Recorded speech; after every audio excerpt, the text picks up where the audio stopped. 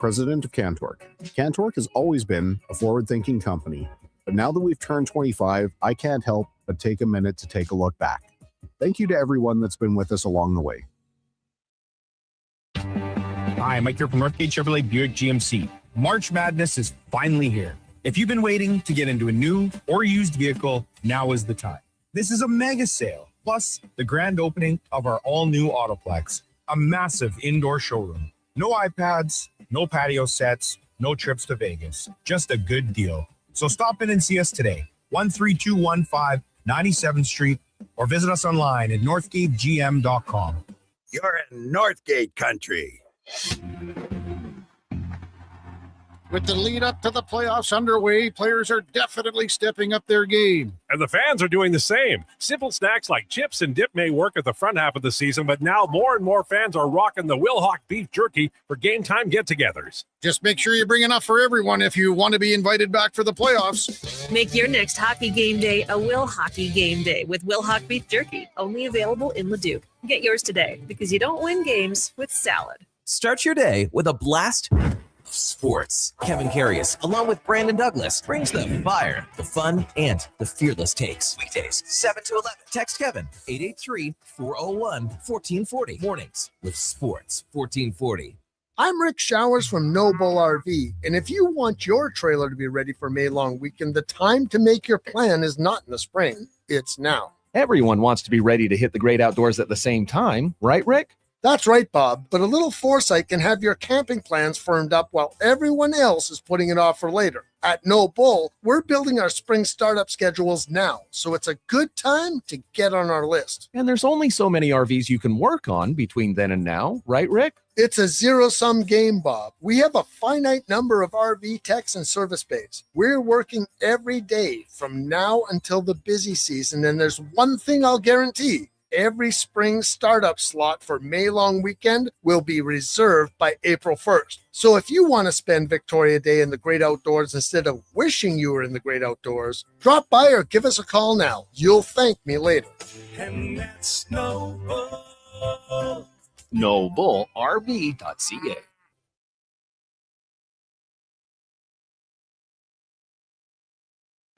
Hi, Sticky. They're breaking down the middle. Here's the Lowdown with Lowetide on Sports 1440. Presented by Wolf GMC Buick. We're making it easy. WolfGMCBuick.com.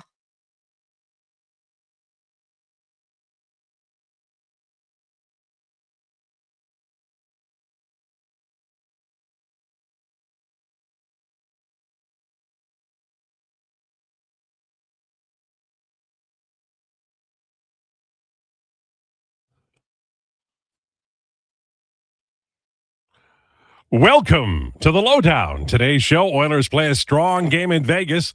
The third and fourth line shine like diamonds. Yeah.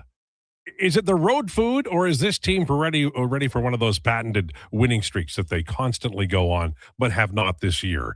The Lowdown is brought to you by Wolf GMC Buick. Family-owned, community-driven. We're making it easy. Visit wolfgmcbuick.com. We are live on YouTube and sports1440.ca. I'm sorry, at 1440 Radio. We're at sports1440.ca as well. iHeartRadio and Radio Player Canada. After the show, we tweet it out on X. And, of course, we are also on Apple and Spotify podcasts later on in the afternoon. We're on Twitter at Lowetide, at Declan Krueger, at Jay Fenwick, and Mac McLennan as well. And you can text us at 833-401-1440, 833-401-1440. You drive the show. Will you do me a favor? And will you prove something today to me? Honestly. In my many years in radio, when the Oilers lose, we get about 2 to 2.5 times more texts. Let's see if we can turn that around and get you texting today after a win, a good one, against Vegas Golden Knights. We'll talk about the win. We'll talk about Podkolzin, Frederick, Ingram, the 3 new hires, and so much more. Our guest today, Rachel Krychak, will join us from Betalytics at 1240. Talk to her about the Oilers, the Toronto Maple Leafs, Buffalo Sabres, and more. And Jason Greger will pop by around 1:20 or so. We'll talk about the new hires in regard to what it means for the playoffs, and a couple of wingers in Savoy and Podkolzin are worth talking about. It'll be a fun day today. Looking forward to it. It's Monday, and I'm in a good mood. I don't know. Okay, here are the introductions. She seems like the quiet one, but recently sent out a tweet on X that said, at least Draisaitl can read and doesn't have lice. Ladies and gentlemen, it's Mackenzie McLennan. Mackenzie. There's no lie there. Only facts, only truth. I just feel like you kind of are soft spoken, and then when you bring the hammer, there's blood everywhere. Yeah, that's a huge compliment as well. Thank you. Yeah. Hey, you know what? That was a great line. I chuckled like crazy when I saw it. He is walking with more swagger now that Ryan Strome is a member of the Calgary Flames. And why not? They beat the Carolina Hurricanes like a rented mule on the weekend. Ladies and gentlemen, it's Josh Fenwick. Josh Fenwick. I had a great time watching that because I missed the game on Friday between the Oilers and the Hurricanes because I was out with some buddies. And so I saw all the stats after the fact. Have a lot of friends? Well, yeah, one of my buddies who works at a news station in Kamloops, he was in town for the weekend. Nice. So Okay. we went out to the craft beer festival, but I saw everything after. Oilers, season low in shots, and then the lowly Flames absolutely beat the brakes off the Hurricanes, and I felt good. It was a good Saturday all the way around. If you get goaltending and you work hard, you can beat a team on any night. And Calgary proves that. They really do. Absolutely. I still think you need a bad goalie to get a better pick. Did you see when they scored the third goal, the brass Conroy and all, they're like, oh no, they scored again. I couldn't tell if they were upset about the fact that they kept scoring or if they were just like, man, like, because that was the first game after the deadline. I think they were just like, hey, look at this. No. That's where, because I initially led off with, and I think that's where all the Calgary media was, man, they're so upset that they're scoring. I'm like, I guarantee you, next game, Red Light Rasico will be in net. You guys need a bad goalie. Everybody else can find one. Why can't you? It's just not the Flames way. They can't find a center, however. That is their problem. I give him less than 30 seconds after cracking open the mic in 2 shakes before he busts out a hot Miami of Ohio take. Ladies and gentlemen, Declan Krueger. Declan Krueger. Well, they're 31-0, and they're not favored to win the MAC tournament. MAC hasn't been a 2-bid league or more since '99. So if Akron does win the MAC, it'll be really interesting to see what the committee does with them on the bubble there. It would be so asshat for them not to get him into the tournament. Come on, man. No, so here's the thing. Like, I totally agree. Because 31-0 at any level is unbelievably impressive. In your backyard, it's good. Yeah, but here's the thing. I was doing the old argument, like if they play Auburn on a neutral site tomorrow, who wins? And I don't know. Like that's a toss-up of a game. So we'll see. That's why you play the game. Away. Yeah, you're right. That's cruel summer. If you do that, a bunch of old guys are going to decide the fate of a bunch of teenagers, and they're just going to be dinks about it. They're kind of going to have a point, though. Mm. Like they were playing better Eastern pack a lunch. Indiana, Trinity College out of they conference. can only play their schedule, man. They did. Yeah, they but went, you're out of conference schedule. You can There's choose. a big zero.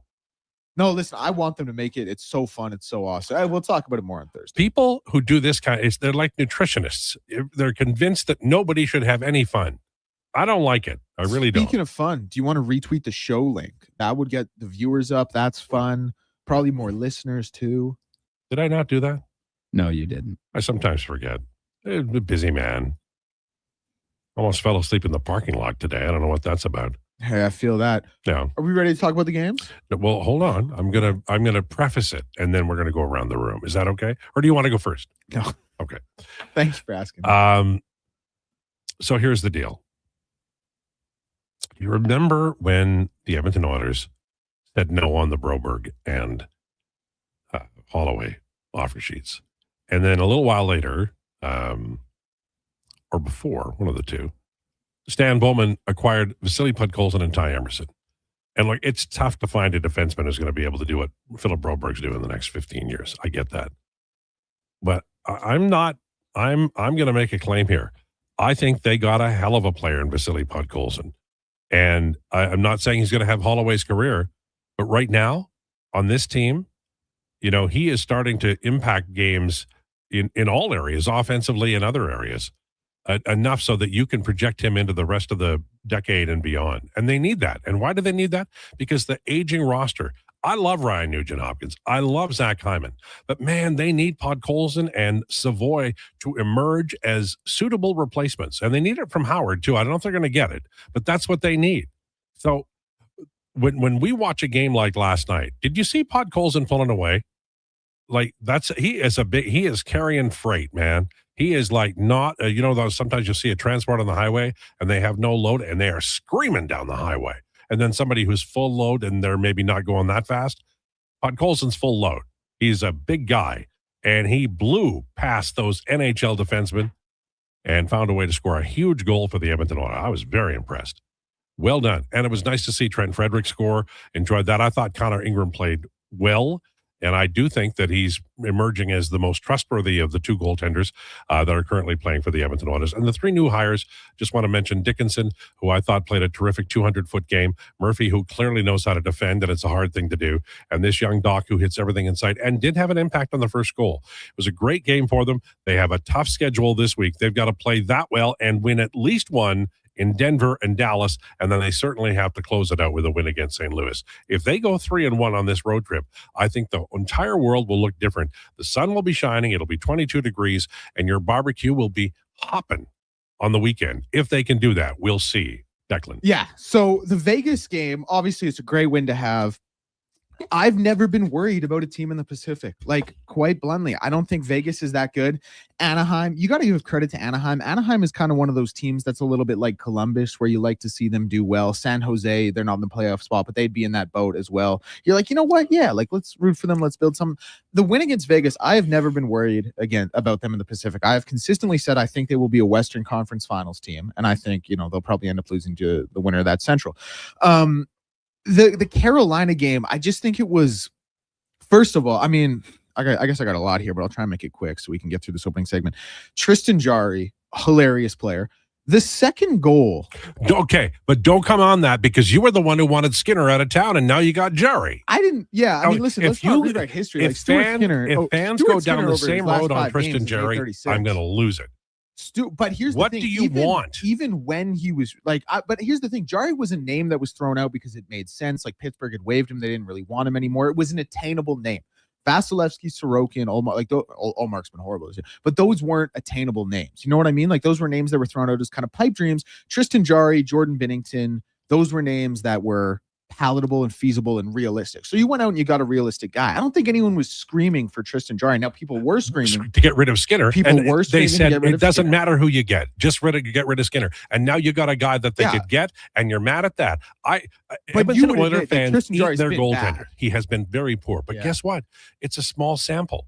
If we go back bigger though, Declan, if we go back and listen to the first year of my broadcast career, you wouldn't hire me to make the coffee out in the lobby. Why not? Because I was terrible.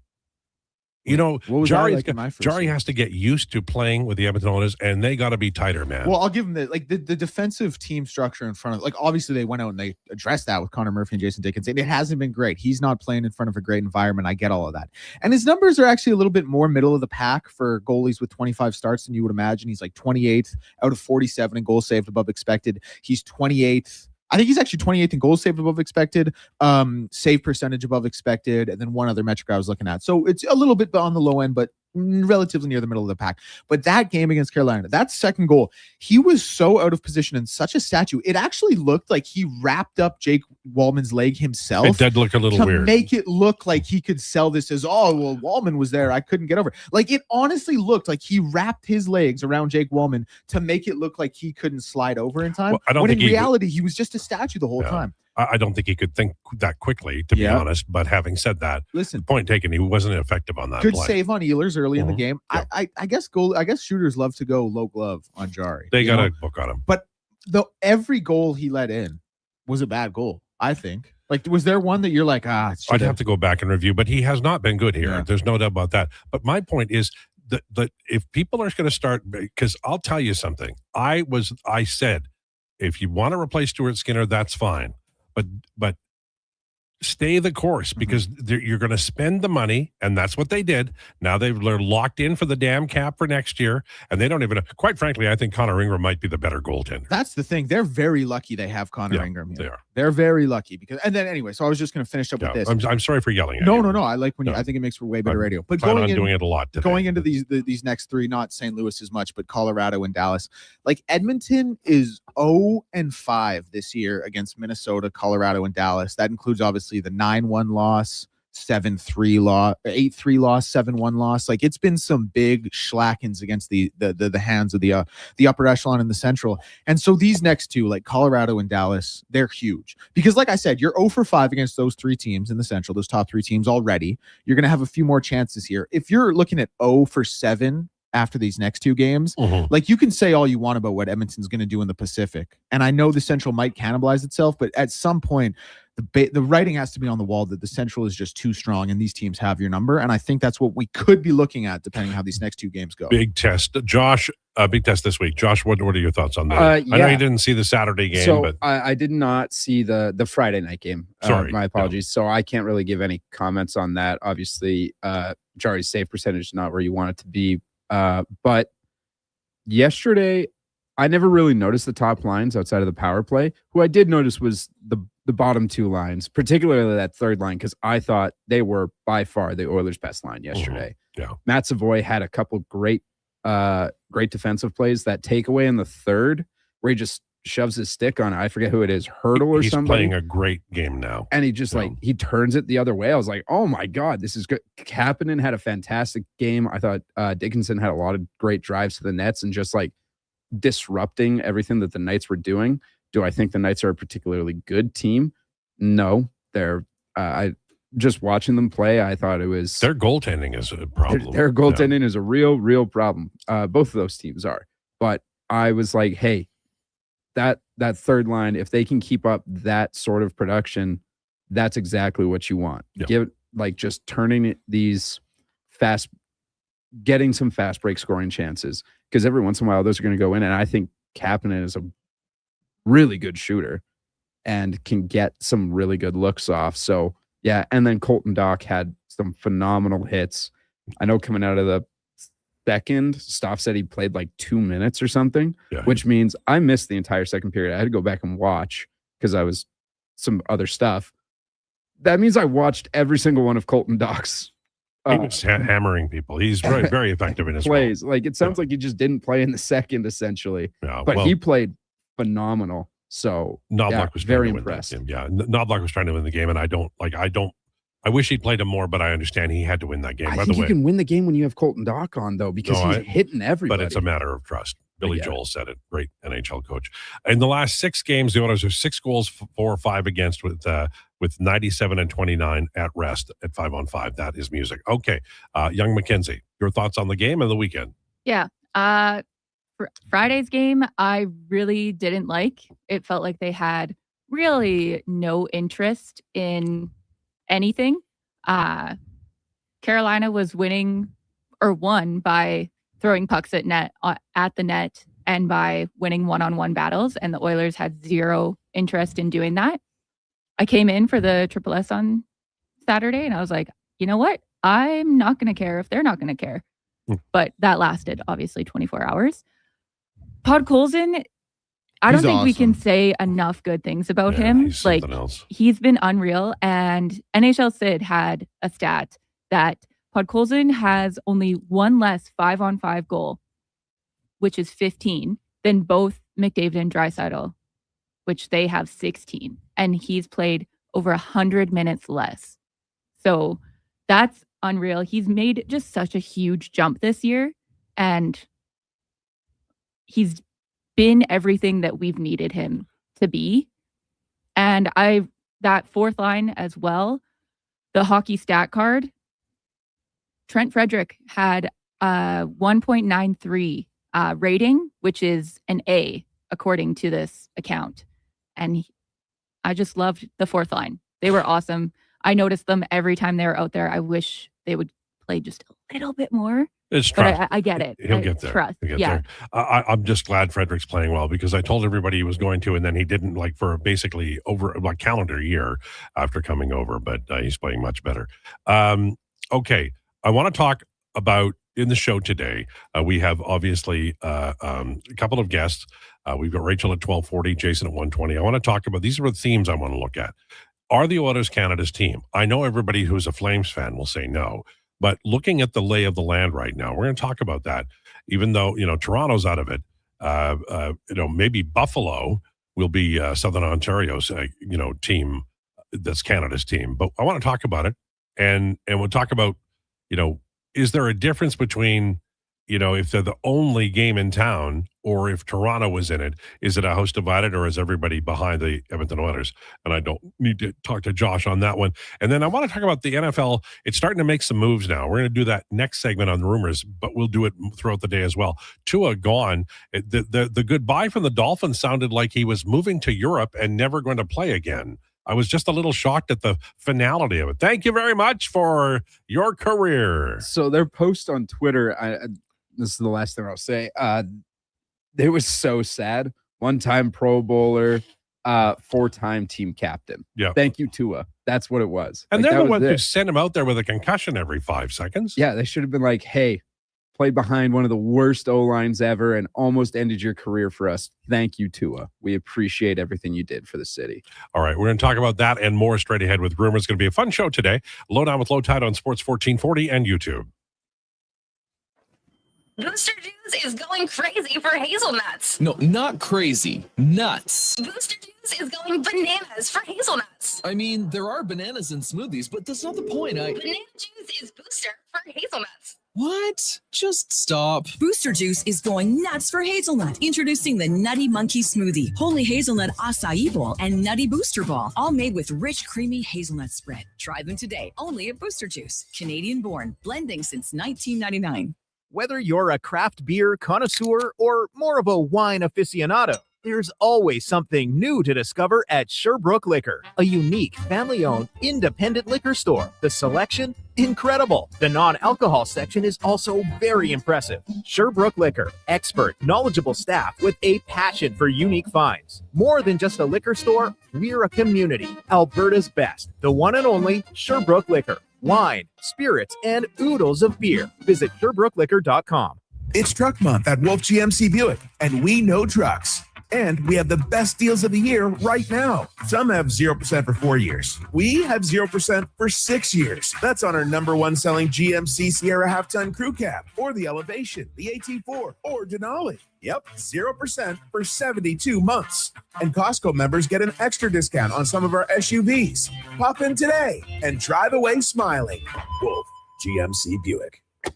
We're making it easy. At Leading Edge Physiotherapy, healing doesn't have to feel heavy, because in our SwimX aquatic therapy pools, you literally float your way to recovery. Whether you're dealing with arthritis, back pain, joint injuries, post-surgical rehab, chronic pain, balance issues, mobility challenges, or just feeling a little creaky, warm water and gentle resistance have your back, your knees, and your hips. Trusted by pro sports teams and rehab hospitals, our SwimX pools help you move sooner, hurt less, and recover faster. So take the load off. Let the water do the work. Life shouldn't hurt. LeadingEdgePhysio.com. Start your day with a blast of sports. Kevin Carius, along with Brandon Douglas, brings the fire, the fun, and the fearless takes. Weekdays, 7 to 11. Text Kevin, 883-401-1440. Mornings with Sports 1440. Business owners, if rising electricity costs are cutting into your profits, there's a smarter way forward. Right now, federal...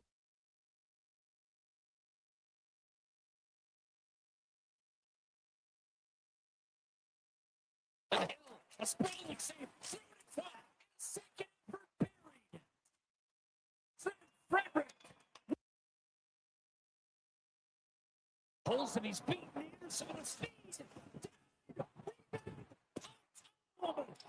And Edmonton has regained the lead, 2-1. Didn't get anything out of it, but then the puck got caught up in the stick.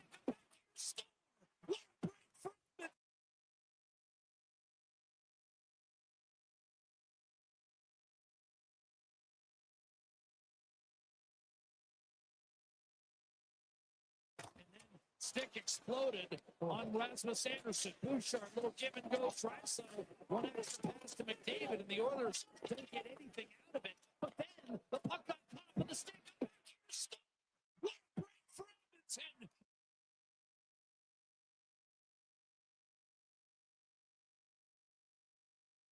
Edmonton! And ready to contribute from day one. With 83% of RAP students continuing their apprenticeships after high school, investing in youth today means securing your workforce for tomorrow. Don't wait. Visit careersnextgen.ca to get started. The weather doesn't care about your shift. or your schedule. Carhartt Rain Defender sweatshirts let you battle back against the ever-changing elements. Carhartt's durable, water-repellent technology lets light rain beat up and roll right off. Layer up and stay on the job longer without getting drenched. Get your Carhartt Rain Defender sweatshirts at all 3 of our Edmonton job site workwear locations. Job site workwear, tough different jobs. Bashaw Concrete Products. From concrete and septic tanks to blocks, precast water pads, jersey barriers, and aggregates. Farmers, contractors, homeowners. Plan your next project at BashawConcrete.com. Family owned. Over 60 years pouring. Bashaw Concrete Products. Once again, start here. BashawConcrete.com.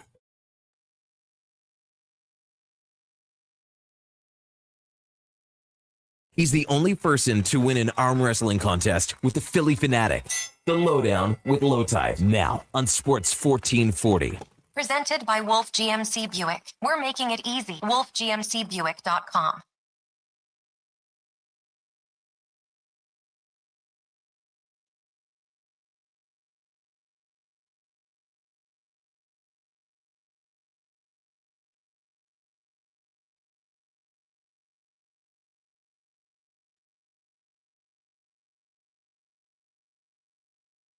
Lowdown with Lowetide on Sports 1440. Thanks for joining us. We're brought to you by Wolf GMC Buick, and we're hanging around until 2 o'clock today.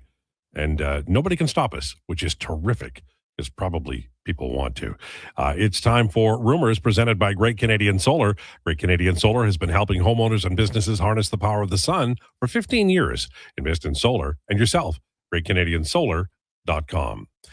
You know you've impacted people when, at the time of your passing, you see an outpouring like we saw in the last many hours in regard to Troy Murray, who was born in Calgary, grew up in St. Albert. There's an arena there named after him. He had a long NHL career, over 900 games, over 1,000 if you include the playoffs, and hung around long enough to win the Stanley Cup with the Colorado Avalanche in 1996.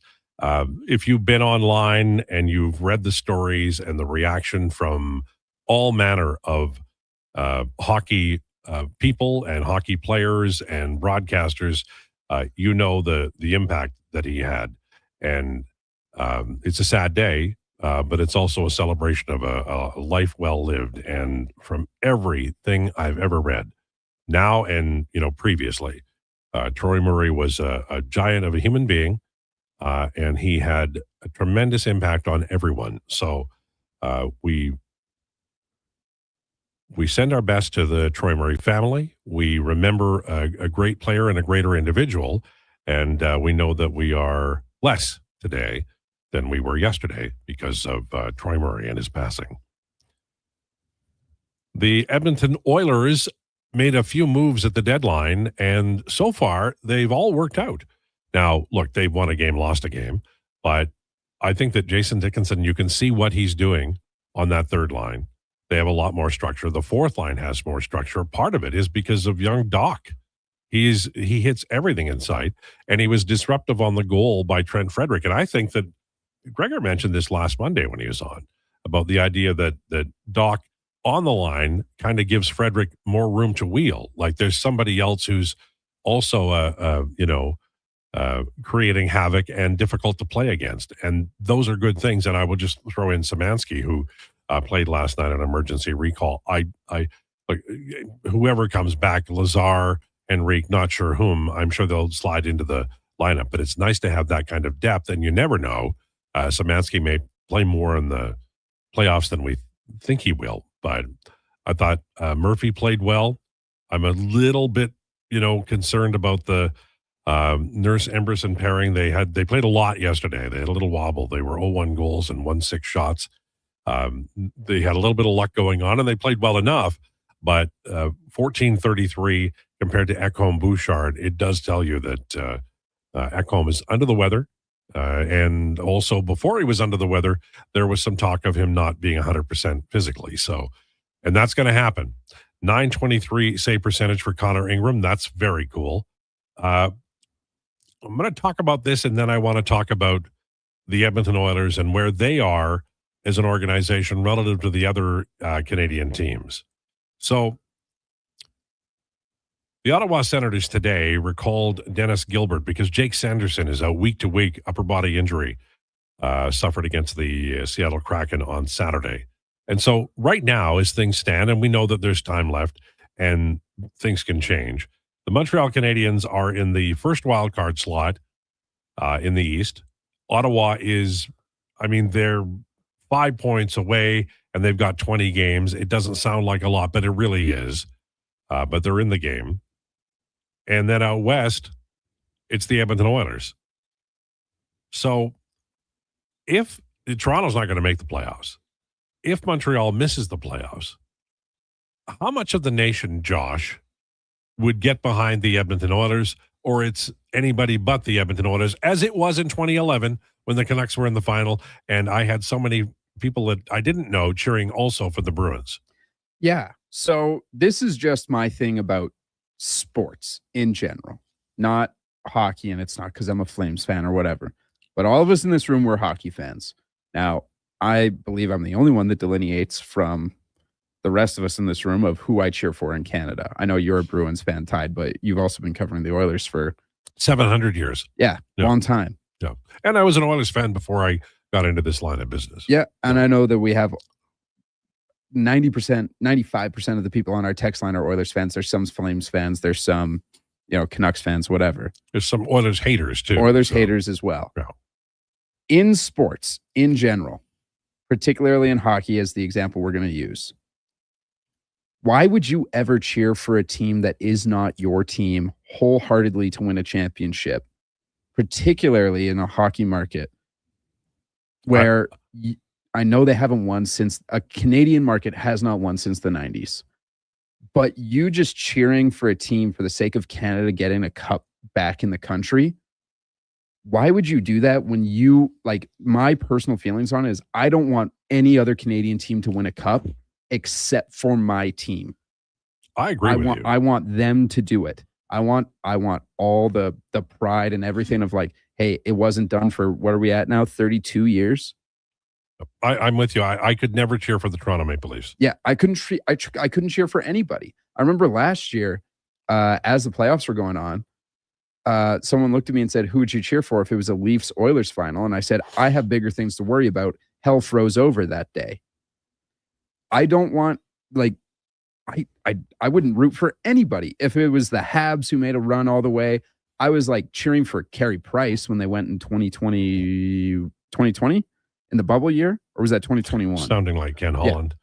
Regardless, because I love Carey Price, but I was like, man, if the Habs lose, no,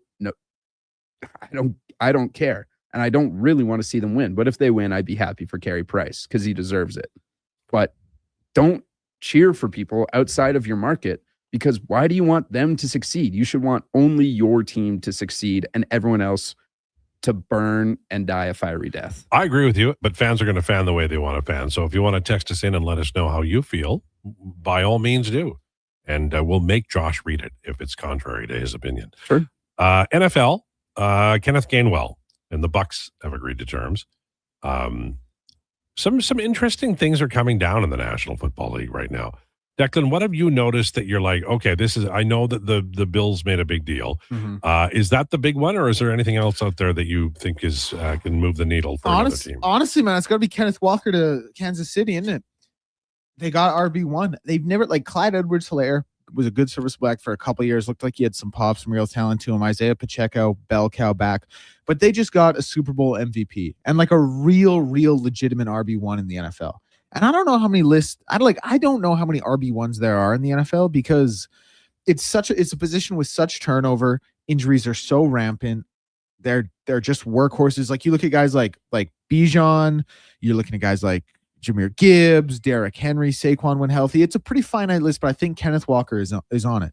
And it's a team that, like, I think Kansas City has kind of had a lot of their success offensively in spite of the run game. Like, they've had, decent success with it, but they've never had a guy like this. And now they kind of go and they retool and they get a Super Bowl MVP. Seattle didn't want him. A legit bona fide running back one who can take some pressure off Patrick Mahomes, who he went to the Buccaneers, right? Kenneth Walker? Oh, I'm sorry. I thought you were talking about Gainwell. No, Kenneth Gainwell. Yeah, he went to the Buccaneers, but Kenneth Walker, who's better than Kenneth Gainwell. Yeah. And the other thing is that I'll just wrap up on quickly is that Patrick Mahomes had like a 6-7 year run where it wasn't even a question he was the best quarterback in the NFL. I think it's a legitimate debate now. I probably wouldn't even say it's Patrick Mahomes. And I think the other thing is that him not being that guy anymore, you can't ask him to do the things he was doing, especially with this receiving core with an older Travis Kelce. So Kenneth Walker opens so much more for their offense. So was it a mistake to let Walker go? I don't know why they did it. Like, just pay him, man. He just won you Super Bowl MVP. Like, here's the other thing. Like, Super Bowl solves a lot for a friend. Who cares if you have to eat a little bit of money down the road? Like, he won you the Super Bowl and the Super Bowl MVP. Just pay him. I think, like... And he's young enough to still be good. And it's also, like, it might be the right move in terms of he's older, but it might be the bad move because it looks so damn bad. What if they win 9 games or 8 games next year? And one of the problems they have is they don't have a running back. 100. First of all, he's 25. So it's not even that. But you're 100% right on the optics. It looks bad. 100%. We agree. Crazy. And you know the Chiefs have been looking for this the running back since like 2019. They've been looking for a running back for a long time. They had Clyde Edwards-Helaire, who just didn't really pan out. And then they signed Le'Veon Bell. They had 2 different stints with Kareem Hunt. And then Isaiah Pacheco, that aside from that 1 year, he hasn't really been all that. And even that 1 year where he was huge for them in the playoffs, it just he was a 7th round pick. Like that's just the way it's going to go. Why is it like that's a great team? Hoodie could find a running back at midnight in a snowstorm. They would never they always off the running back as soon as they thought they was done, and they had another one the next year. Why did Kansas City have such a hard time? They had so much money tied up in other assets. Okay, and they didn't need one. Like, they did not need a running game really. Patrick Mahomes was that good. No. Yeah, they really need it now, though. Yeah, they do. And they got it. Yeah, Walker. Because we've been talking about his deep ball numbers all season. Oh, they're down. He needs the help. What happened to your voice there? I was just mocking everybody. Oh, I see. His deep ball numbers, they're down. I know. We've all seen it. See, you guys were talking up the Pistons last week, and now they've lost 4 in a row. Are you some kind of? We've got problems. No, hey, the thing they have going for them is like, who else in the East? Although the Heat have won 5 in a row. Yeah, they're going to win up the play-in round. They're going to lose in the first round. It happens every year. The team that it actually is going to be Boston potentially. Yeah, especially if Jason Tatum finds his role. Declan, I was doing some interesting research yesterday. Oh no, it's not research. No, I was doing some very interesting research. I was digging through Basketball Reference like a son of a gun because I saw an interesting thing about the Hornets, and I wanted to compare that to the best all the lineups in the league. Mm-hmm. So the precedent I sent was 100 minutes played together minimum for 5-man combinations on an NBA Is this team. going to take a long time? No. Okay. So number 2 in the league is the Hornets lineup of Knipple, Bridges, Ball, Musa Diabate, and Brandon Miller. Yeah. Know who first is? I would imagine it's I would imagine it's still an OKC lineup of like SGA, J-Dub, Chet, Isaiah Joe, Hart. No. It's the Miami Heat with Bam Adebayo, Larson. Now you've made it impossible. Davion Mitchell, the rest of the show. Andrew Wiggins, and now I'm blanking on the Harrow? No, not Tyler Harrow. Hawkes? No. I can't remember. I'll Is it Ware? Hi, my name is. It's without Khalil Ware. It's I like him too. Okay. All right. I'm I'll just go going find to, that. because we've got Rachel coming up. I just want to read you the dictionary definition of research. Oh, I'm sure you do. The systematic, careful, and creative investigation into a subject to discover, revise, or interpret knowledge. Looking it up on Basketball Reference is not that. Would you say looking up on Basketball Reference is the study of materials and sources? I sure would. No. Does it establish facts? I'm sitting on my ass doing what I want. I'm enjoying myself. It's not research. Thank you. Listen, research, I like what you say as But you don't believe me. as an umbrella term, because I do think research deserves a lot more credit than it gets. But I also think there can be levels to research. No. There can be levels to looking stuff up, though. Here's the thing. Like, how would you define a systematic investigation? Don't 'Cause even if you try. can- well, I'm saying You're 'cause if just you can put- parsing words. No, that's everybody knows 'cause those what are kind of the- research is, those are- and it's not looking it up on Basketball Reference. But also, research doesn't but have I to be set your the- PhD. I set the limit or the minimum. I was looking at, this is points per 100 possession, by the way. They on average score more than their opponent's 26.7 more points when that lineup's on the floor. I'm going to need Per an 100 order of possessions. patience to get you through this show. On the way, Rachel Krychak will join us, and at 1:20 today, it's Jason Krueger, and Declinations today is Mamma Mia, right? You got a lot of cool stuff. UFC 326 this past week, and the BMF belt has changed hands. Okay, a question for the group: what kind of odds would you give for Declan not talking about the Miami Heat and the information you just gave for the rest of this show? What kind of odds? Yeah. To not do it? Yes. Plus a million. Yes. Thank you. I was going to say plus 2,700. Lowdown on Sports 1440 and YouTube. Planning your next event? Let Loca Quality Market cater. From made-to-order meals to gourmet platters to full chef tasting experiences, they make entertaining effortless. Visit loca.ca to start planning today. Legacy Heating and Cooling is the #1 heating and cooling company for people who want heating and cooling, because you'll save a bundle by bundling. Then you can use hot, cold, hot, cold. Come on, thermostat, do what you're told. Turn up the heat, turn up the cold till the vents start pushing out tornadoes. Bundle my furnace with some AC. Gonna get a deal from Legacy! Oh, yeah. Save a bundle when you bundle your new furnace and AC from Legacy today. Plus no payments and no interest for 1 year. That's how you build your legacy. Legacy Heating and Cooling. You got a go-to coffee spot, a trusted barber, even a lucky game day jersey.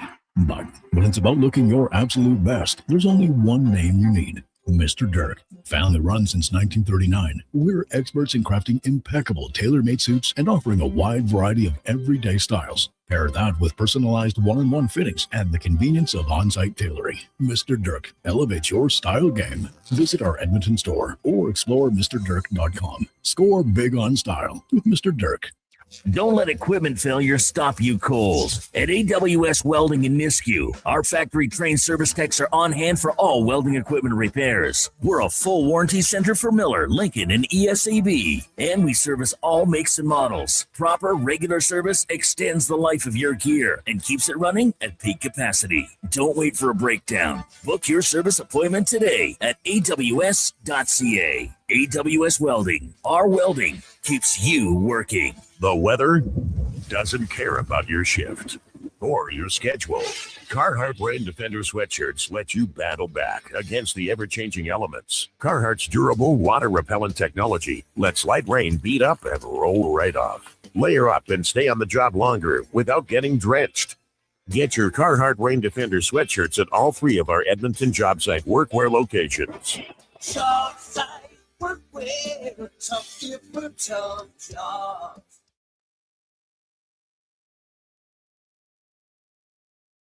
The Lowdown with Lowetide on Sports 1440. Can you fit Sports Encyclopedia on a business card? Presented by Wolf GMC Buick. We're making it easy. WolfGMCBuick.com.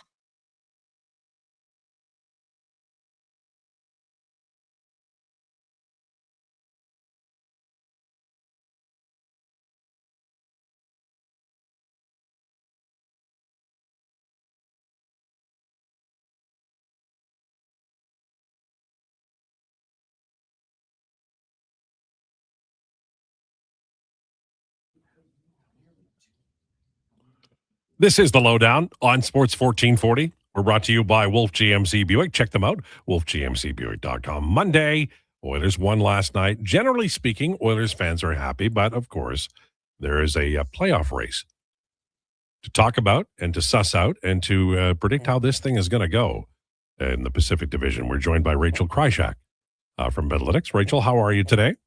I'm good. I was listening to your conversation about research prior to the break. Well, you would know. You've heavily worked into analytics and gone deep into them, and I'm sure that it takes a long time. Yeah, it's certainly going to a singular website is not it, I would say.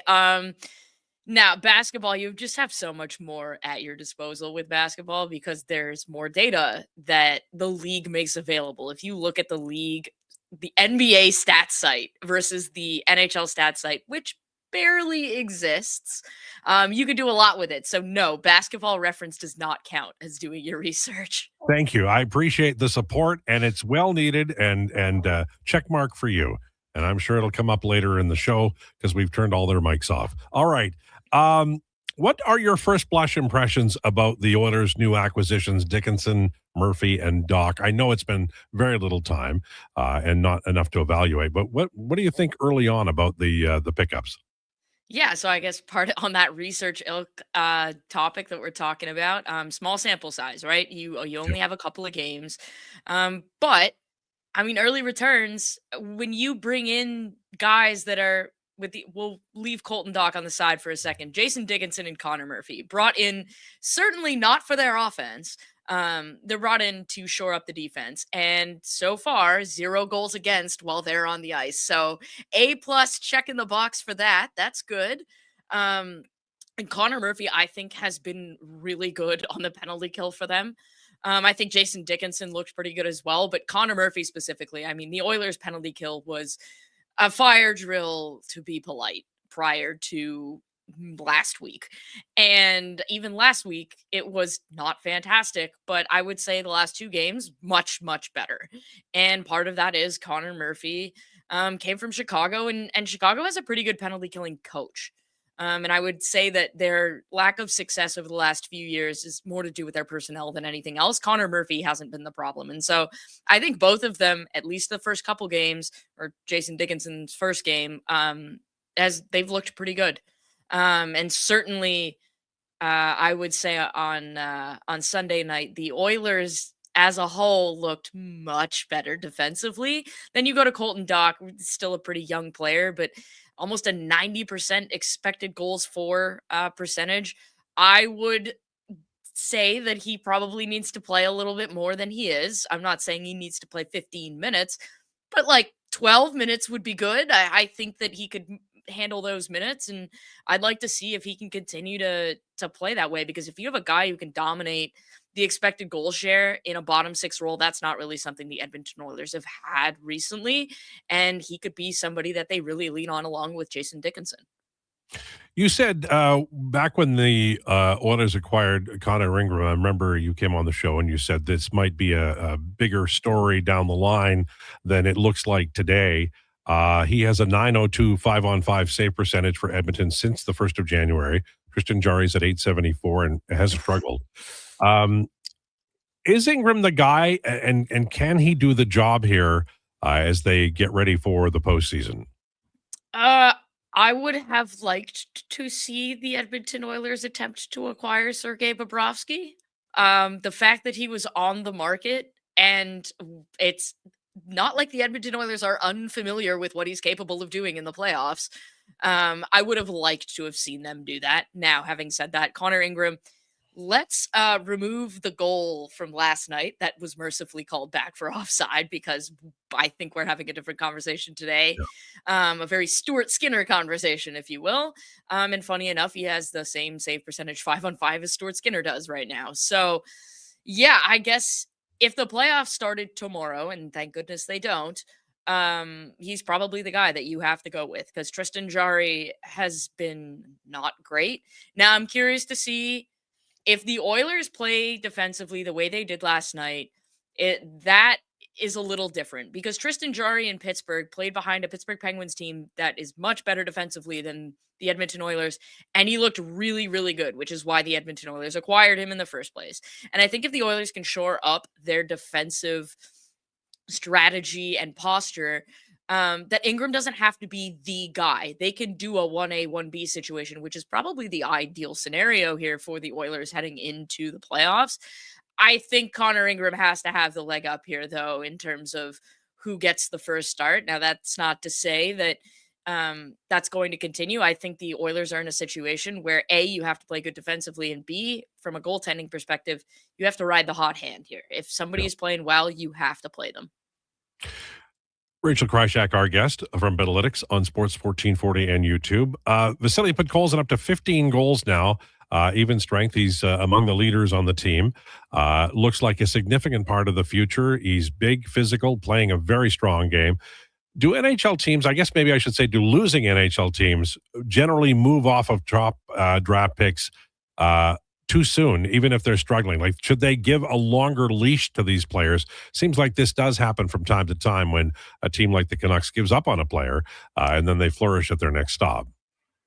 Yeah, I think Podkolzin is kind of a case on his own. I would actually make the argument that NHL teams give their high-end picks far too much runway, or they play them too early and they don't let them develop. And then it's like, well, we drafted this guy, so now we have to play him, even though he's super clearly not an NHL-ready player. That wasn't the case with Podkolzin. And I mean, I worked in Vancouver when we had Vasily Podkolzin.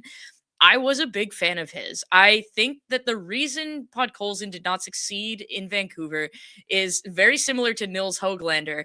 He was not given an opportunity to play in the top six, to be a Zach Hyman-esque type of player that is big on the forecheck, physical, in your face with some scoring ability.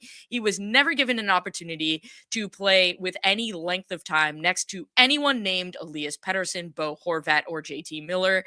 And there's really no excuse for that. So I think in his specific situation, he wasn't given a chance, and they did give up on him pretty quickly. And lo and behold, he gets traded to Edmonton. And yes, obviously playing with McDavid and Draisaitl is going to help literally anybody. But it's really nice to see that the game that some of us saw in Vancouver is coming to fruition. The game that we believed he had is coming into fruition here. He's excellent on the forecheck. He's a good skater. He gets to pucks. He wins his battles. And the biggest issue that Vancouver had with him was his hockey sense. And I was there when they told him, like, we don't believe you have the sense to play in the NHL. And I disagree with that. I think when you're a young kid who comes over from Russia specifically, you need to have time to adjust to the North American game, and you need to be given a chance. And he's been given that chance in Edmonton. And if we're being honest, he'd be the leading goal scorer on the Vancouver Canucks this year. So he can't be that bad of a hockey player. True, and he's certainly, I mean, he's really impacted this team, and he's a value contract, and they needed that badly. Exactly. So I'm watching a game last night, and 1975 broke out. What's going on with the Buffalo Sabres, and why was last night's game so damn entertaining, Buffalo and Tampa? Oh my God, that might have been the best regular season game I have watched in my adult life. Like, that was absolutely incredible. It was like they picked up the Four Nations games and they plopped them in Buffalo for a night and said, okay, do your thing and rules don't really apply. That was awesome. I love numbers. Like, let's not get anything twisted. There is something special when the Buffalo Sabres wear the goat head jersey. They take on this like persona, and every single game they wear those jerseys, they look and play incredible. And I'm firmly on the train of those need to be the playoff home uniforms. Like, you just have to conjure the magic. It's been 15 years since there's been any level of magic in Buffalo. You have magic, you have lightning in a bottle right now, quite literally after last night.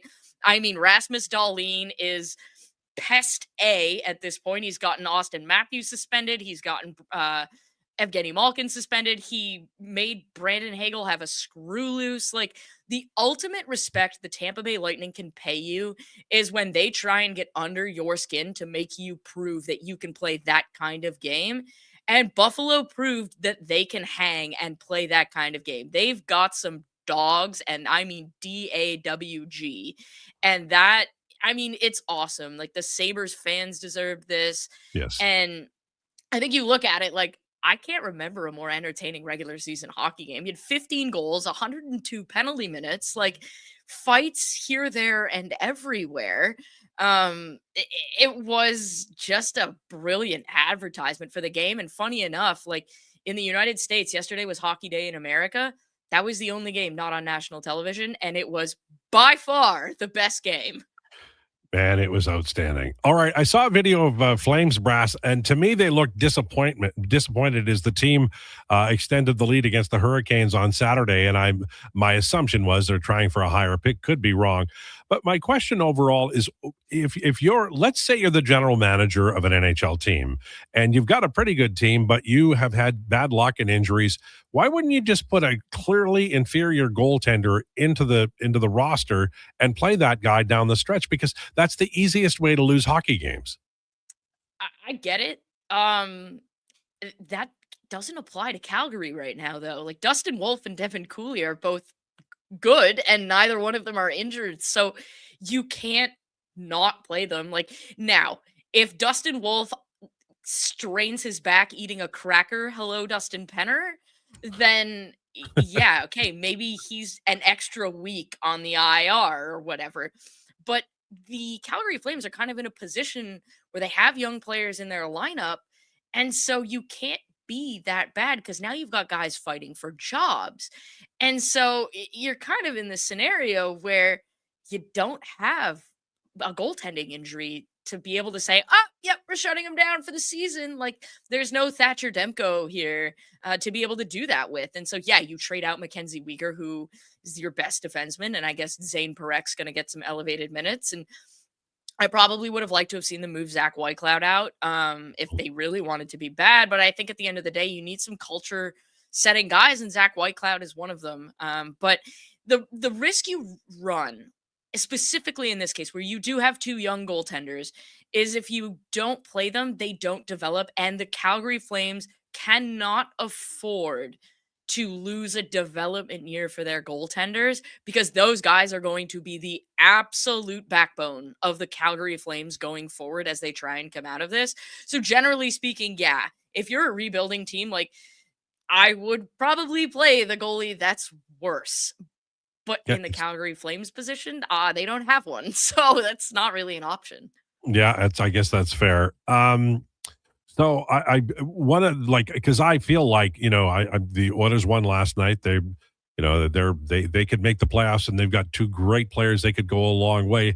Leafs are in a tough situation here, and I imagine everything will be under review.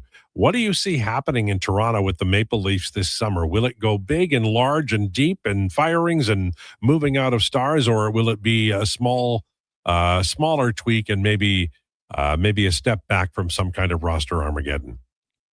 I think the problem is at the top, and I don't mean Brad Treliving. I mean at the very, very, very top, as in like Rogers top. You cannot, under any circumstances, have a sports conglomerate in which one person is in charge of overseeing 7 professional teams and expect to have any level of success whatsoever. And that is where Keith Pelly finds himself. They got rid of Masai Ujiri, which is arguably the biggest ridiculous move I've seen. And yes, the Raptors are pretty good, but Masai Ujiri's impact on the culture there cannot be overstated. They got rid of Brendan Shanahan, and while I think that was the right decision, they allowed the error to occur before they did that, and that was allowing Kyle Dubas to walk. And you're in a situation where you also allowed Bill Manning, who was the president of TFC and the Argos, to go. And so now one guy is in charge of overseeing all of the most important decisions for every single franchise in that organization. And that's a problem. So I think we're kind of at the point where, yes, Craig Berube, I honestly never, ever want to see him coaching the Toronto Maple Leafs. Like, today, I'm done with it. Brad Treliving, I don't think has done a good enough job to merit having a job past this season. I would not have let him run this deadline. But when you're in a situation where you don't have somebody above him and you report directly to the board, you run the risk that the board isn't paying attention. And that is insane to think, given how much money the Toronto Maple Leafs are worth. But we're in a scenario where I genuinely believe that the board isn't paying close enough attention, and therefore we might not see the type of change that is required for the Toronto Maple Leafs to be good. Do I think the Leafs are capable of turning it around in a decent time frame? Yes, I do. The problem that you have is you need someone that's capable of doing that. And the person that's capable of doing that works for the Pittsburgh Penguins. So when you're in that scenario, you need a new coach and you better be paying whatever amount of money Peter DeBoer is asking for, or you need to go out and find a coach with cool ideas, which I'm not sure they're capable of doing right now.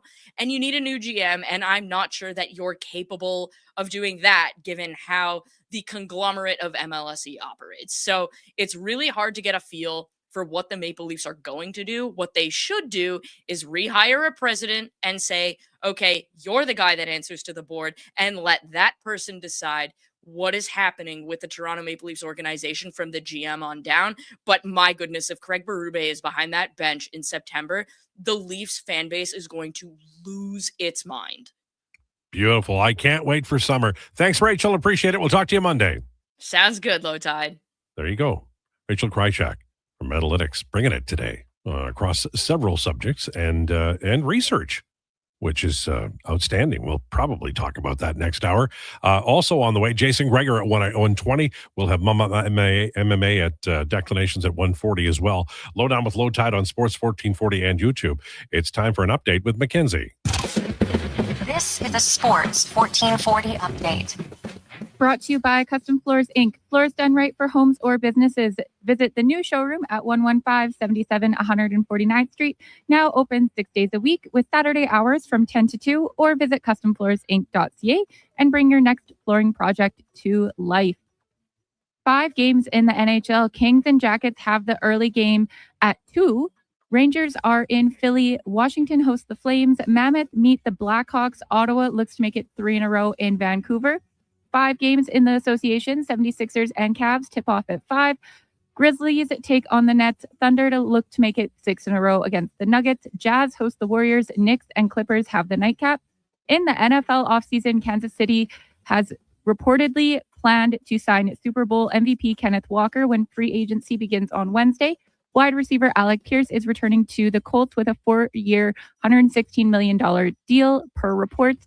Free agent quarterback Malik Willis is going to Miami.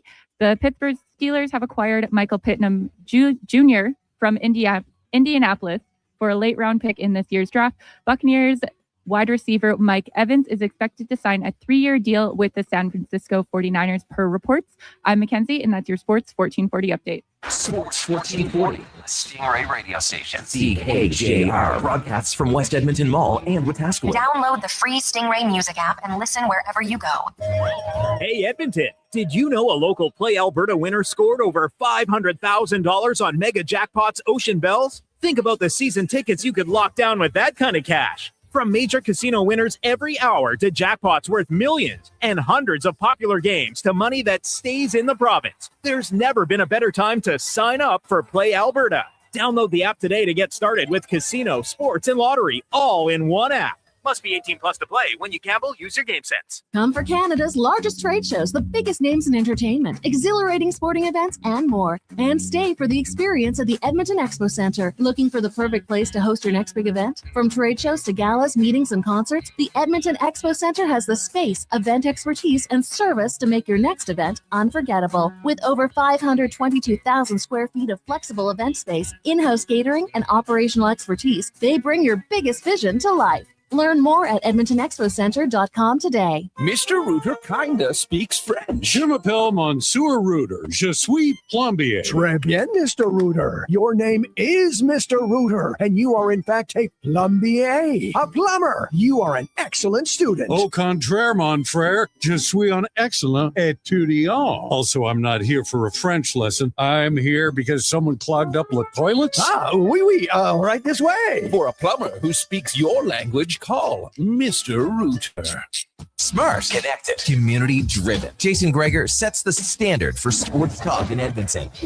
Join the conversation on Sports 1440. Text Krueger, 833-401-1440. Sports 1440, where Edmonton talks sports. For many families, the stress of divorce can throw your life out of balance. The loss of a relationship, ongoing conflict, mounting legal bills, and uncertainty about the future can feel overwhelming. Hi, I'm Corey Anderson with Fairway Divorce Solutions. At Fairway, our team helps you restore balance through mediation, negotiation, and a unique step-by-step process. With 2 offices in Edmonton dedicated to serving your needs, our goal is simple: to help you navigate a path back to peace and clarity. Visit us today at Fairway Divorce. You matter. Your mental health matters, and you're braver than you think. Not Alone is an organization focused on creating a space of acceptance and support through tough, meaningful conversation. Use code 1440 for 15% off at notalonecode.com. It's okay to not be okay. At Fountain Tire, success is a team effort. They're committed to their team members and their customers. And that means treating your vehicle like it's their own and finding solutions that suit your needs. Because whatever the road brings ahead, they're on it with you. Visit fountaintire.com today. Allen Olson Auctions presents the unreserved auction for Will's Welding of Panoka. Online bidding is open now through March 10th at allenolsonauction.com. Bid on 2 one-ton portable welding trucks, telehandlers, a huge selection of new welding supplies and rods, plasma cutters, welding tables, power tools, metal racks, and so much more. For more info, call Allen Olson Auctions at 403-843-2747 or visit allenolsonauction.com.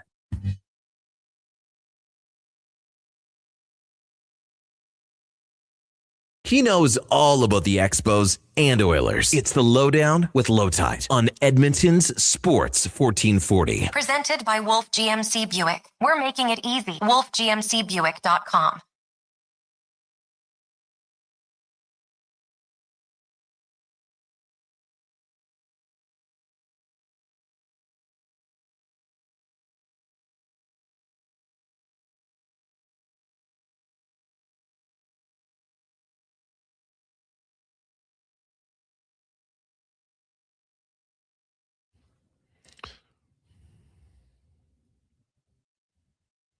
Lowdown with Lowetide on Sports 1440. Brought to you by Wolf GMC Buick. Family owned, community driven. We're making it easy. Visit wolfgmcbuick.com. Well, you're generally in a good mood today based on the text line and obviously the game last night. Manny says, Rachel is always good. Today she was magnificent. Well, I appreciated her comment in regard to research. And then she turned the tables on me about the Calgary Flames because they don't have any bad goaltender, which is true. Imagine. I know Dustin Wolf isn't actually bad. He kind of looks bad sometimes. Goaltending's hard. I'm not just talking about the team defense, which is so putrid. Like eye test wise, he actually looks bad sometimes. It's a hard. Yeah. I want to bring a lacrosse goalie. That's the first thing I'd do as GM. I'd find somebody who fit. And that's why you'll never be hired as a GM. No, never. I didn't even have to let you finish that thought. Mark Pouliot would be my third line center. But the lacrosse guys, their equipment is, how can you see the net? Well, and the net's small too in lacrosse. Like it's much smaller. So yeah, anyways, as we said in the break, you and I both came out as like a 0 on that. But I started as a -1 because she immediately dug in on the research thing. And then she agreed with me about like my Flames thing without ever hearing it. So I come out as a 0. Sure, I think you got a better +1 because I mean, obviously, you know, if I'm talking about research not being going on to one's website, she's going to agree with that because of what she does. Exactly. But the insight into the Flames is, you know, they don't have a bad goalie. They need one. You got the assist on like, you know, a sloppy whatever, something that like. Well, we don't have to describe it that much. You got an assist on if that Ingram goal had stayed a goal and wasn't called back offside. That's what that kind of assist was. Mine was like a high danger 2-on-1 fast break. Oh man, just get it right over and Rachel catches it home. Pillman says, old pancake penner, LOL. That was a good reference. That was the JJ saying, you know, Bob makes $10 million a year.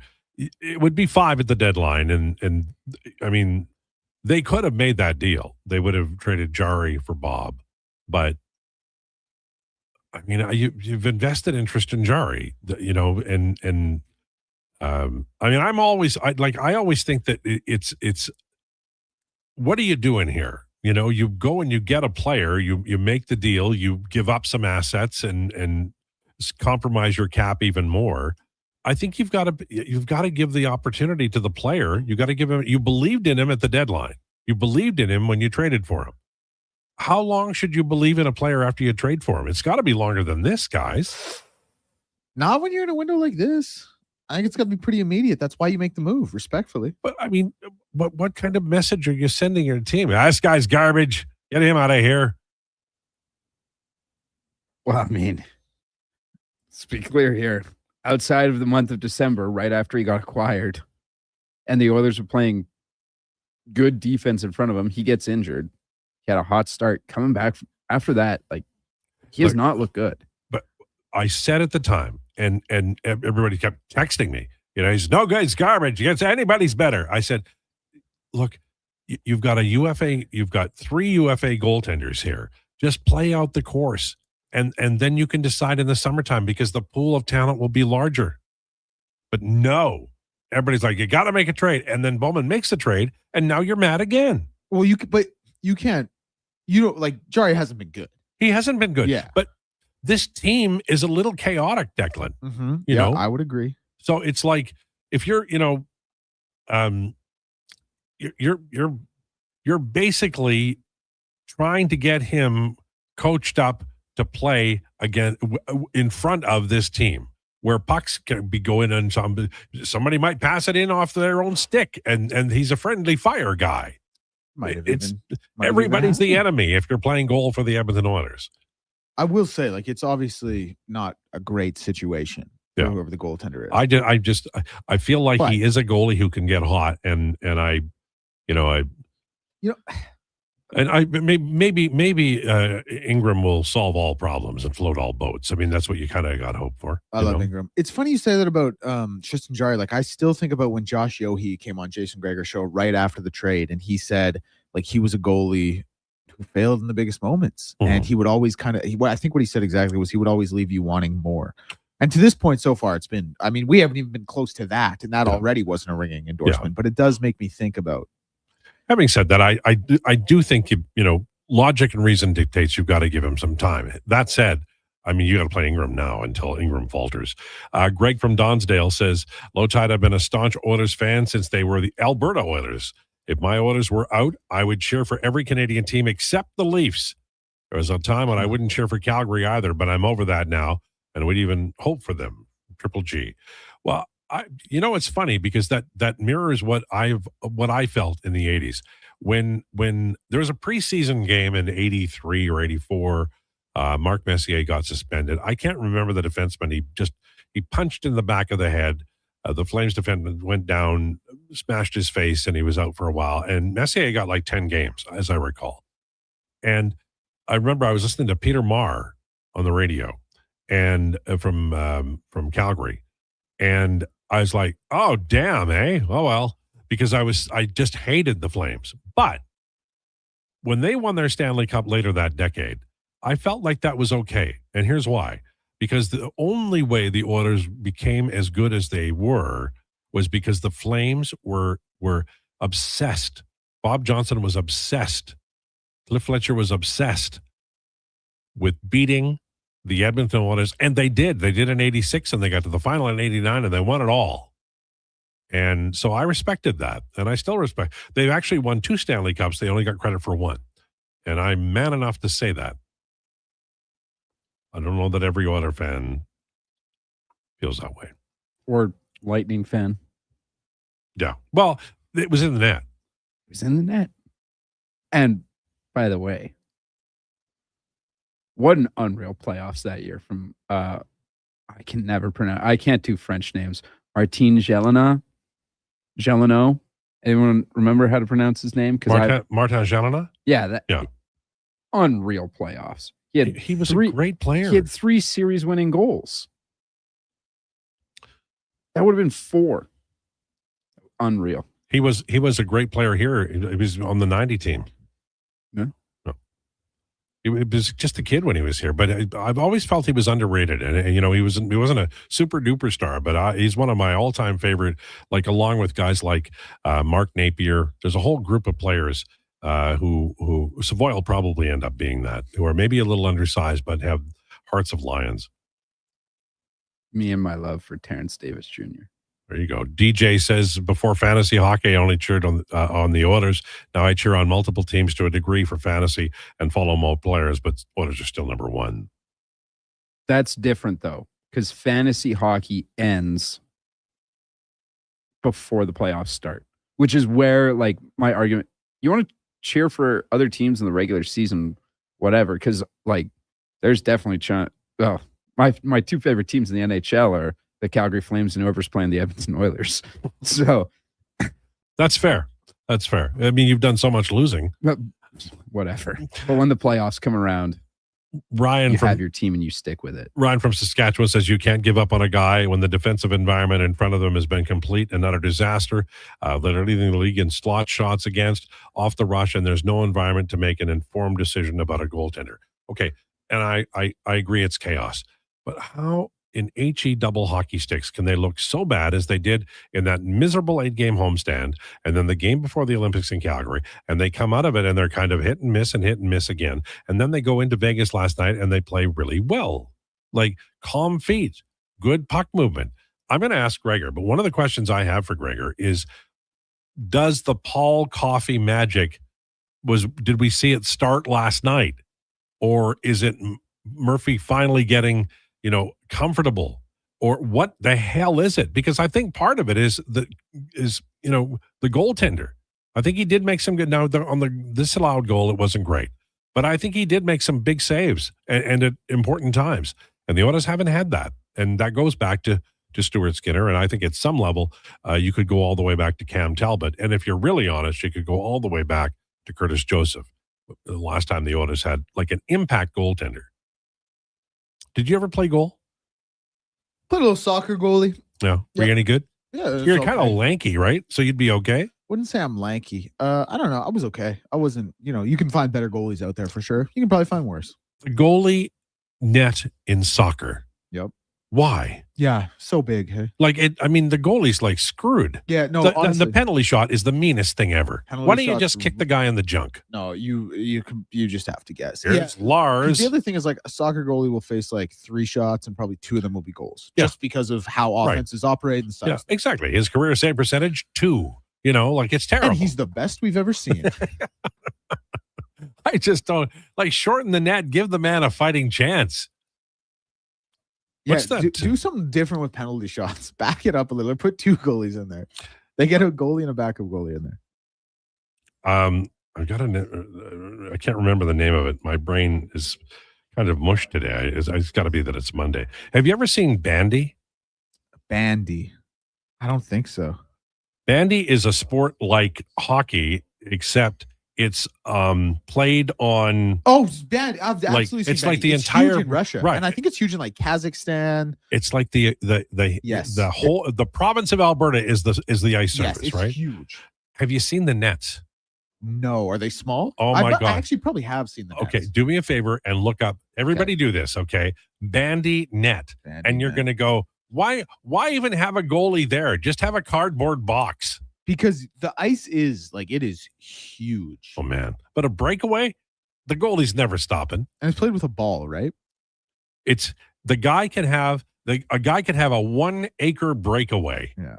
In bandy, it is a big damn surface. What are we talking about? Bandy. Okay. It's a Finnish hockey game, only it's bigger and it's on a larger surface. Interesting. And the nets are huge. Yeah, the nets are huge. Yeah. You know what else is a hard goal? Goalie is, I think, just across all sports, the hardest position to play in sports. And they're all kind of a little bit out there, right? Like every goalie is a little bit nuts. Yeah. I played European handball growing up. So is this a humble brag? No. So not in Europe. Like I just played it at school. What is the European handball? Do they do it with a bidet or something? It's a ball. It's sort of similar rules to basketball. You get to dribble, and then as soon as you pick it up, you only get 2 steps.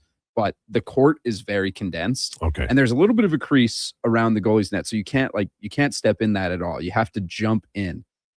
The main way you score in European handball is by getting breakaways. No. And so the crease, to be fair, is not very big. So people jump in there, and the goalie basically has to come out and meet them to block this shot. And the net is huge. And then they have the penalty shots, which are inside the goalie's crease. They have a little line. It's 6 meter, And so, and he has no chance. And when I was in grade 8, or grade 7, I watched the senior team goalie face down a penalty shot, and the guy did not, they could not score on this guy at all. So what he did was he threw the ball as hard as he could at his face and broke his nose. So he just started bleeding all over the court. Like, he's sitting on the bench with ice packs above his nose and a whole roll of paper towel, essentially. Like, I was like, I can't believe this. The goalie on our team took a shot to the nuts, jumped in, threw it right at this guy, and no cup, no nothing. He just walked it off. I was like, Craig, are you okay? He's like, yeah, I didn't really feel anything. It was like square in the John, man. It says something like the Saxons would have come up with. It's an incredibly violent sport. I fractured my wrist playing it. It's the reason I couldn't play baseball. It sounds more violent than boxing. It was very violent. Yeah. I almost got a concussion. It was great. All right, 117, Jason Gregor on the way, and then declinations later on at 140 today, talking Mama MMA. Lowdown with Lowetide on Sports 1440 and YouTube. NHL Star Sticks are back at McDonald's, and we're celebrating by going bigger. Make that smaller, way smaller than ever before. Select the set and get one of 7 mini sticks with every NHL Star Sticks meal. Featuring McDavid, Matthews, Quinn Hughes, Makar, Celebrini, Reinhardt, and Montembeau. So get yours while they last. 1 stick per meal purchase. Limited time at participating Canadian restaurants. I'm tired of waking up tired. Waking up tired. Are you tired of waking up tired? Come visit our sleep experts at the Brick Mattress Store. Get Canada's guaranteed lowest prices on all things sleep. Plus, try your new mattress for 6 months. If you don't love it, we'll find one you do. Some conditions apply. Stop waking up tired. Get the right mattress, guaranteed. Only at the Brick Mattress Store. From the first face-off to the final, Sports 1440 is your home for hockey talk. With live coverage, expert analysis, and pre- and post-game shows, we bring you closer to the game. Tune in 24/7, only on Sports 1440, Edmonton's sports station. Legacy Heating and Cooling offers no payments and no interest for 1 year on your new furnace. So, when you wake up to no heat, Call Legacy. Call Legacy. if you need it immediately with no overtime rates, if you need it immediately and want to combo it with AC, Call Legacy. Call Legacy. no payments and no interest for 1 year on your new furnace. It could only be Legacy Heating and Cooling. Why should you drive a Subaru? How about durability, style, and an excellent customer experience from the moment you step into the showroom? And how about accolades, including awards for numerous 2026 Subaru models from both AutoTrader and JD Power? But don't just take my word for it. Take a test drive and you'll see why the Subaru name is recognized and renowned for quality. To learn more, visit Subaru.ca. Welcome to Uncommon. Welcome to Subaru. The job isn't done until the last load is hauled, and having a semi-trailer out of commission is not an option. Whether replacing or adding to your convoy, Edmonton Trailer has a huge inventory of new and used semi-trailers, trusted by the gravel, logging, oil field, fluids, and freight industries. Find a trailer right for you online or at one of their 3 locations. For sales, service, parts, rental, and finance, when you're in it for the long haul, Edmonton Trailer. Every goal, every Selly. The place to cheer on your favorite team is Selly's Sports Bar and Lounge. Never a bad seat in the house, with all games on tons of big screens. And Selly's menu, top shelf. Plus, check out the game night food and drink features. And don't miss the excitement of Oilers watch parties all season long. Experience Selly's Sports Bar and Lounge at all 3 Century Casino locations: Edmonton, St. Albert, and Century Mile. Every day is game day at Century Casino. Salvi Group is celebrating 50 years of building homes and communities, and we want to share the celebration with you. For a limited time during our 50/50 event, you'll enjoy 50% off select packages. That's special savings, select upgrades, and added value, all designed just for you. Build new or move in sooner at Hillshire. There's never been a better time to call Hillshire home. Celebrate with Salvi Group and enjoy 50 years, 50% off. Visit Hillshire today. Salvi Group, 50 years of craftsmanship, quality, and commitment. Budget 2026 is focused on what matters to Central Alberta, like 10 new school projects for a total of 27 underway, redeveloping Red Deer Regional Hospital and investing in more rural family physicians, expanding trades education at Olds College and upgrading facilities at Lakeland College, twinning Highway 11 and expanding Red Deer Regional Airport, all while keeping taxes low and growing the economy. For more details, visit alberta.ca/budget. A message from the Government of Alberta.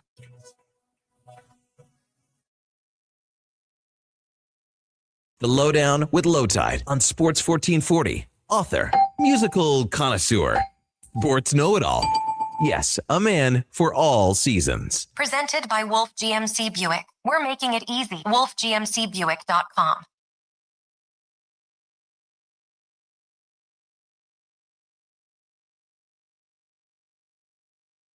This is the Lowdown, brought to you by Wolf GMC Buick, family owned, community driven. We're making it easy. Visit wolfgmcbuick.com. Well, this is a big week for the Edmonton Oilers. They won last night, and I think you have to count on the St. Louis game being a win at the end of this trip. So there are two really tough games straight ahead against Colorado and Dallas. And my own thought is it's unreasonable to expect a 4-game winning streak. You'd like to see that, but that would be, too big an ask.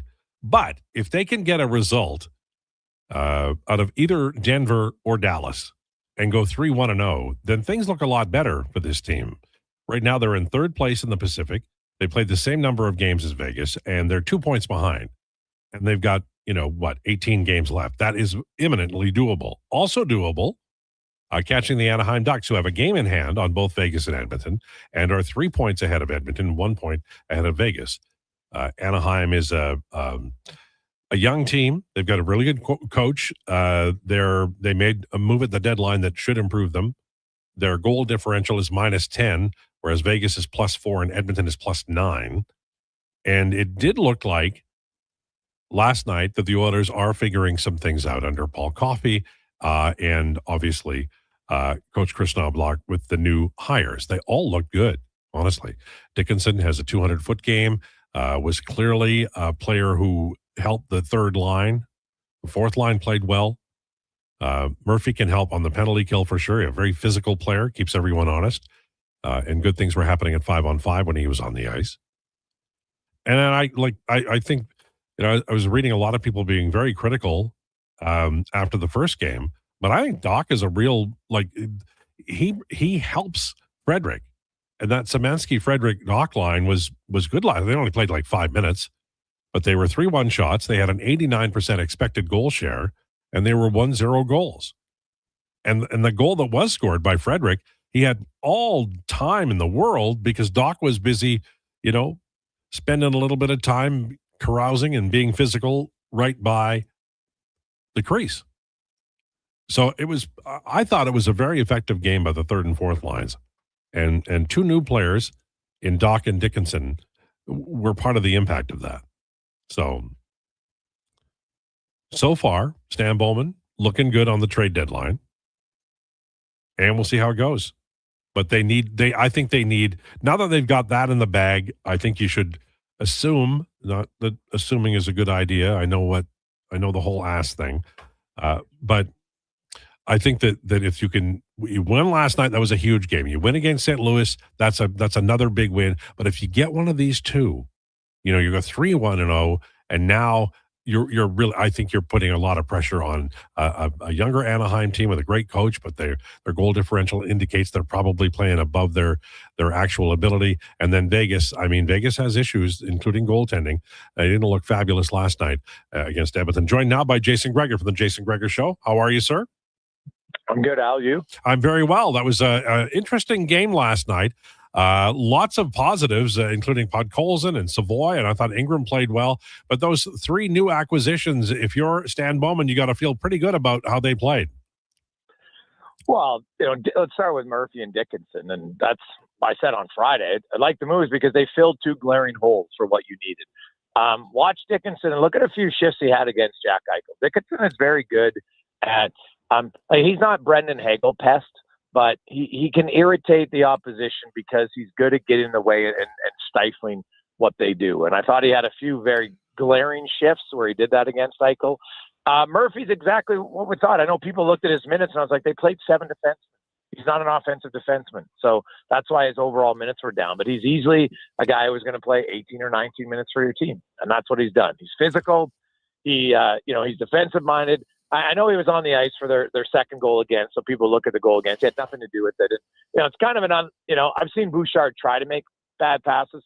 That one, he was stick handling. It looks like when he went to stick handle, his back of his stick hit the boards and the puck bounced off. So it's kind of a little bit of an unlucky break. But Edmonton got lots of breaks to go their own way. The offside goal. The conversation today would be much different around Connor Ingram if that goal's off. Because make no mistake, that's a terrible goal. Yeah. Terrible. There's no excuse. There's zero reason that goal should go in from the hash marks on the wall, rides up your stick. It's awful. But it was offside. So now you don't think about it. And then they got a break on the broken stick because otherwise that's a clearing attempt. They keep it in, and McDavid and Draisaitl score, and that obviously salts the game away. So, you need some breaks. The Oilers played well. They probably should have been rewarded for a few more goals earlier. Kapanen beat the goalie clean, hit it right off the post. Bouchard hit one off the crossbar. They had another one later off the post. So I thought they generated some stuff. I really like the fourth line because Trent Frederic's winning battles. That's why, look how many times they extend shifts in the offensive zone because Frederic's got a little confidence now. He's over the puck. He's stronger. And this is the player that they were expecting to get when they signed him. And I know people in Edmonton be freaking out because, he wasn't healthy and then he had confidence. And that's fair. But what you're seeing from Trent Frederic is the player he's capable of. That's what he did in Boston. He wins a lot of battles for you, and that extends time in the zone. I think Doc is a big body who obviously can win battles and has decent hands, right? Like he rung one off the post his first game, had the goalie beat clean. So, I like him now. I heard Rachel saying 12 minutes. Like, you have to be realistic. He doesn't kill penalties and he's on the power play. How the hell is he playing 12 minutes of 5-on-5? Like, people have to be realistic when they throw out what's an expectation of a player. He's not going to play 12 minutes in Edmonton because he doesn't kill penalties or he's not on the power play. Now, could he get you 9 to 10? Yes. And he's showing early on that he can make an impact in the game in limited minutes, which is what Florida's fourth line did for the last 2 years. You don't have to play them a ton. It's just you can't play them 1 minute in a period, right? Like that was inexcusable for Knobloch to play him 1 minute in the first period. There's no reason. They weren't trailing. The line played fine. There wasn't a ton of penalties. So that's just where your coach has to do a better job of managing his bench. And I look at and I say, Doc can play 3 minutes a game. Some games it'll be more if they have a big lead or what have you. In other games, if they're trailing lots, it might be less, and that's fine. But I think if you could give him around 9 to 10 minutes, that's going to be realistic.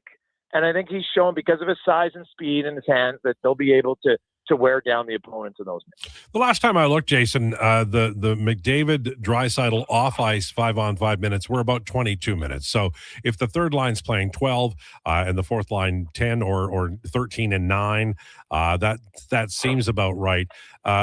If this team goes on a little bit of a run, do you think we'll see the minutes backed off for McDavid and Draisaitl here as we get closer? Once a playoff position is secured, because in the past McDavid is, I've always felt he's had that option, but he always says no. He just loves to play.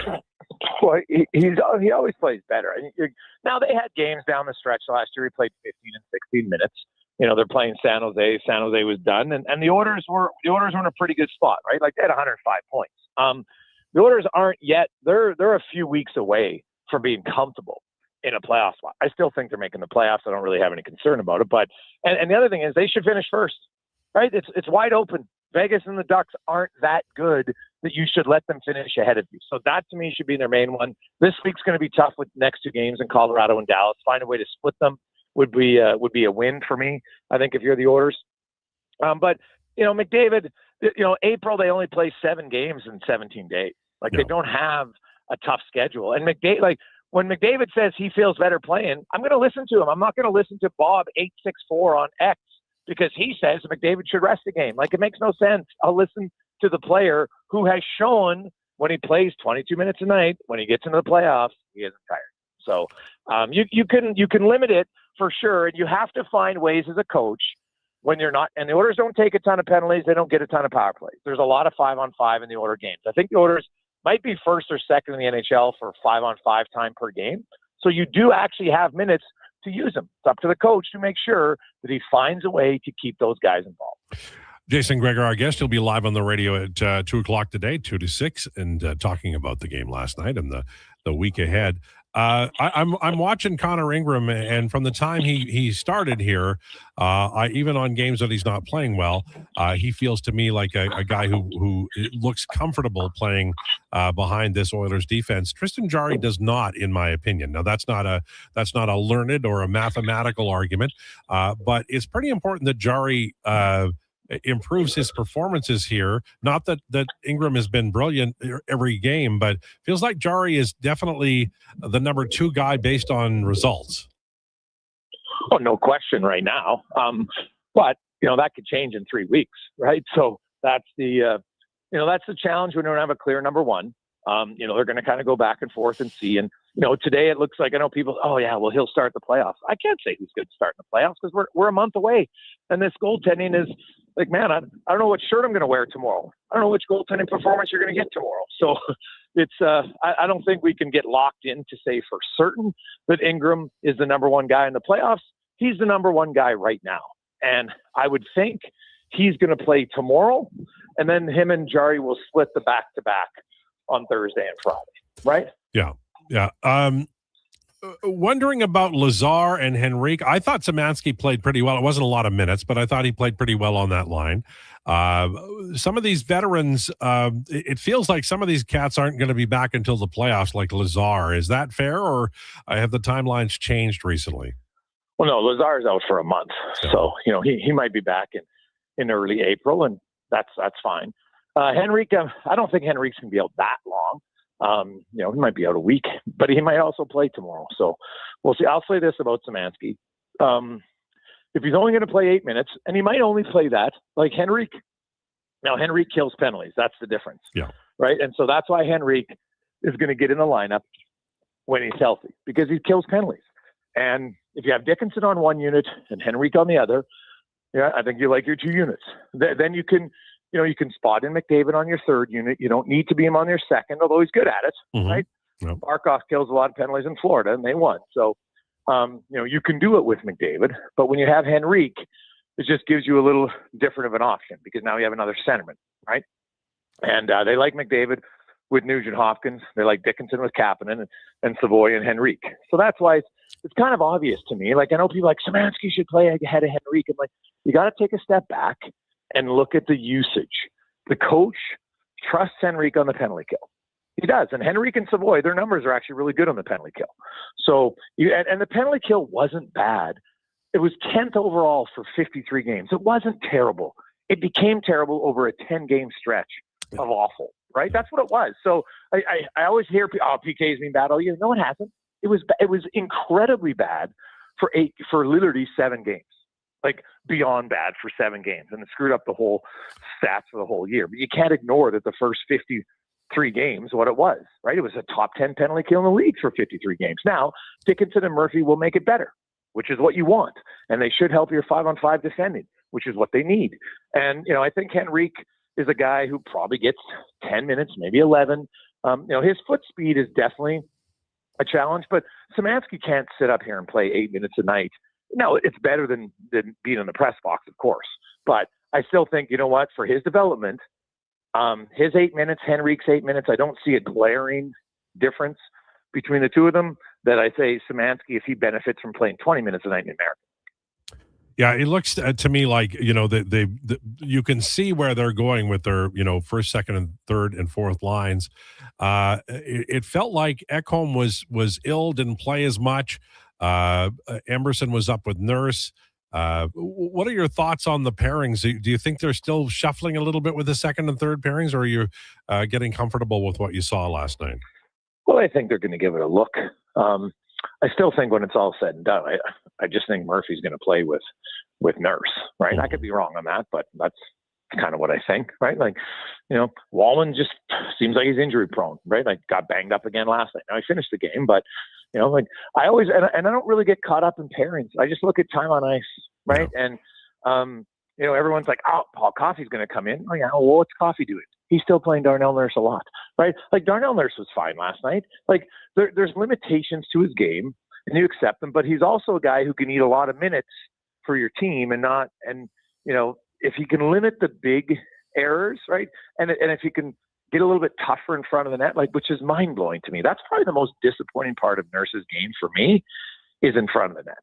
Yeah. And maybe watching Murphy, you just see a guy every shift. Oh, geez, maybe I should try that. But 10 years in now, like I'm not expecting a massive improvement there. It's an element of his game. I'm not sure why it hasn't improved, but anybody who watches the Oilers knows that it's just his positioning at times, and he starts reaching, and then he's a really big, strong guy, but doesn't get to use his strength in front of the net. Like, it's hard to do it on TV because TV zones in. I find it's better when you're at the game. And if you actually just say, I'm not even going to focus on the puck here, which is hard. I'm just going to focus on the battle in front and watch Murphy in front of the net. Oh, yeah. And those are some things that Nurse, hopefully in video, because I'm just like, the video has the better angles. You can show them and say, look at the positioning here. But maybe it'll help it a bit because that's what they need. But ultimately, I think, when it's said and done, I think you might see Nurse and Murphy play together. I don't know if you saw it or not, but last night's Buffalo-Tampa game was a wild one. And the Sabres fans must have been going crazy because it had everything in it, Jason. It was an old-timey game. It was slap shot on NHL ice. I just feel so good for Buffalo Sabres fan. They have suffered and they deserve this.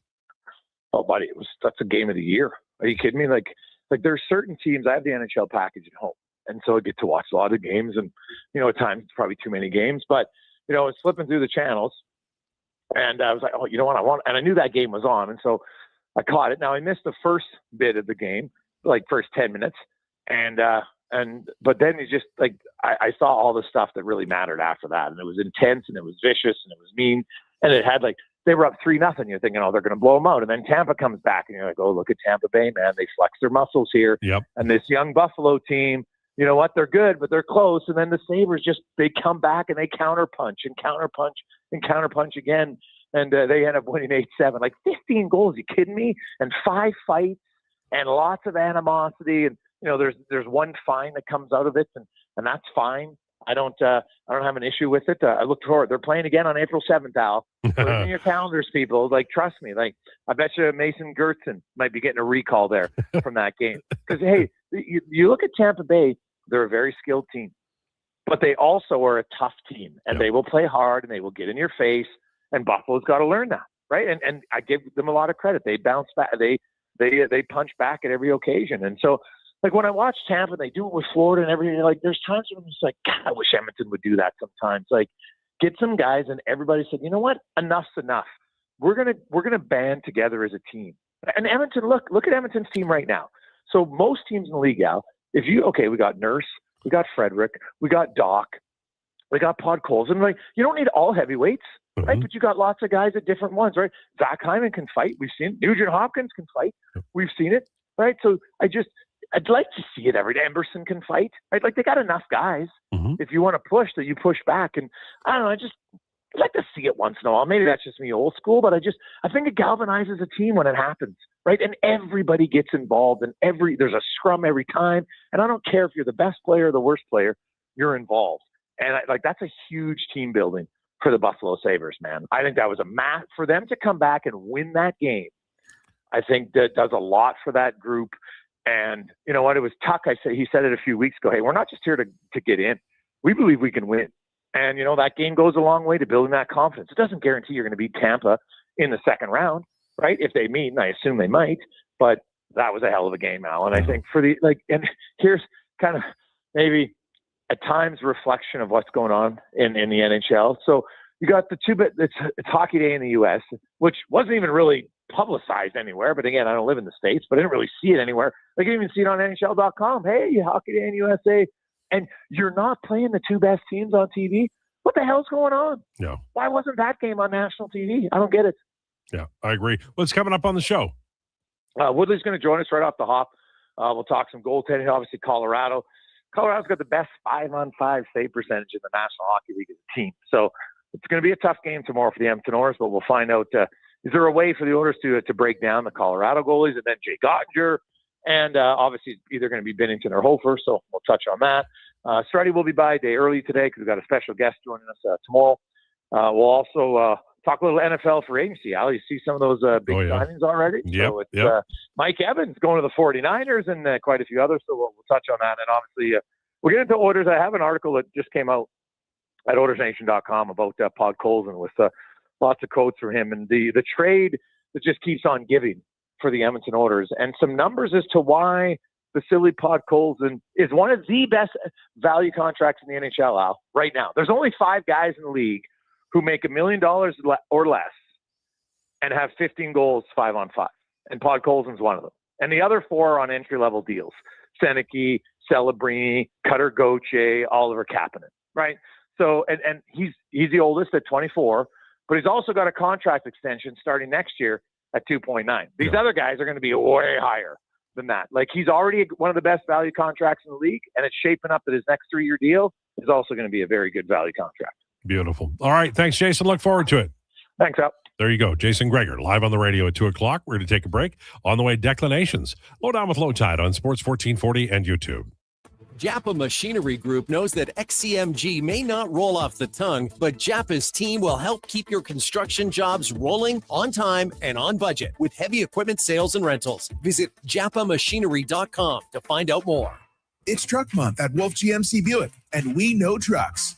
And we have the best deals of the year right now. Some have 0% for 4 years. We have 0% for 6 years. That's on our #1 selling GMC Sierra half-ton crew cab, or the Elevation, the AT4, or Denali. Yep, 0% for 72 months. And Costco members get an extra discount on some of our SUVs.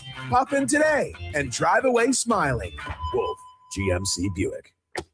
We're making it easy. At Fountain Tire, success is a team effort. They're committed to their team members and their customers. And that means treating your vehicle like it's their own and finding solutions that suit your needs. Because whatever the road brings ahead, they're on it with you. Visit fountaintire.com today. A pizza from Papa John's is already pretty great. But you know what's even better? 2 pizzas from Papa John's. For a limited time, get a medium 1-topping pizza for only $6 when you order any large specialty pizza at regular menu price. Whether you're feeding your family, your team, or yourself, get your next meal from your locally owned and operated Papa John's with a $6 1-top medium when you order any large specialty at regular menu price. Better ingredients, better pizza, Papa John's. Do you sit around at work listening to sports radio all day? That's right, my friend. There's no shame in it. It's the good life. And we're not here to snitch. Say, if your company advertised on Sports 1440, you could be the one listening for your company's ad every day.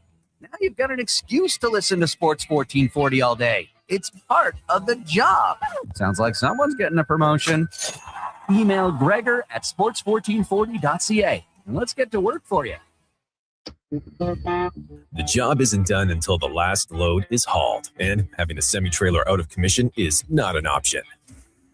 Whether replacing or adding to your convoy, Edmonton Trailer has a huge inventory of new and used semi-trailers, trusted by the gravel, logging, oil field, fluids, and freight industries. Find a trailer right for you online or at one of their 3 locations. For sales, service, parts, rental, and finance, when you're in it for the long haul, Edmonton Trailer.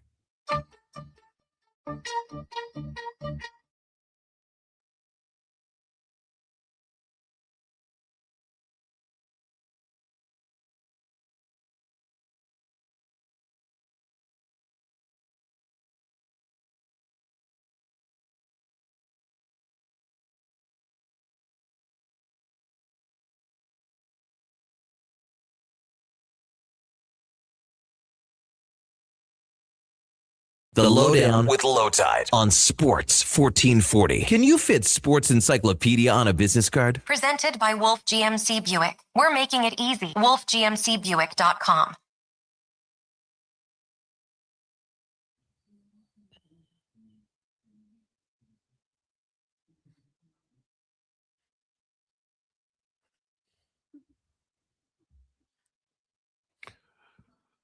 It's the Lowdown on Sports 1440, brought to you by Wolf GMC Buick. Check it out, wolfgmcbuick.com. And at 1:45, I've taken some of his time, and I apologize. It is time for Declinations, brought to you by Fairway Divorce Solutions. The clear road to a new life. There is a better way. Fairwaydivorce.com. Whoo-wee. Okay. Declinations, Mama MMA.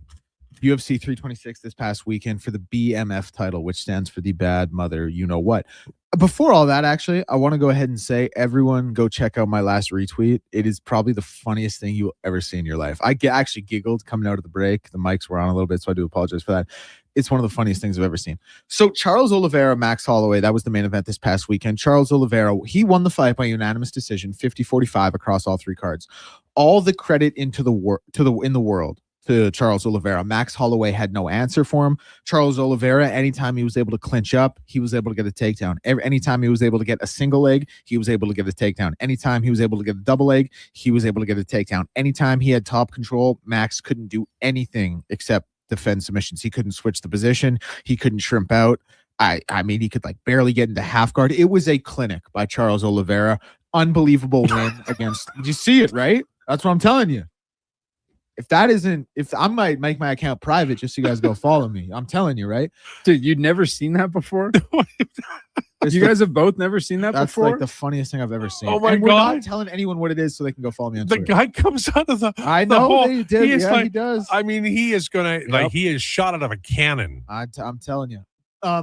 So unbelievable performance by Charles Oliveira. He deserves all the credit in the world against one of the most credentialed strikers and a record holder and a legend in the UFC. However, this is where I want to bring you guys in. Embrace debate.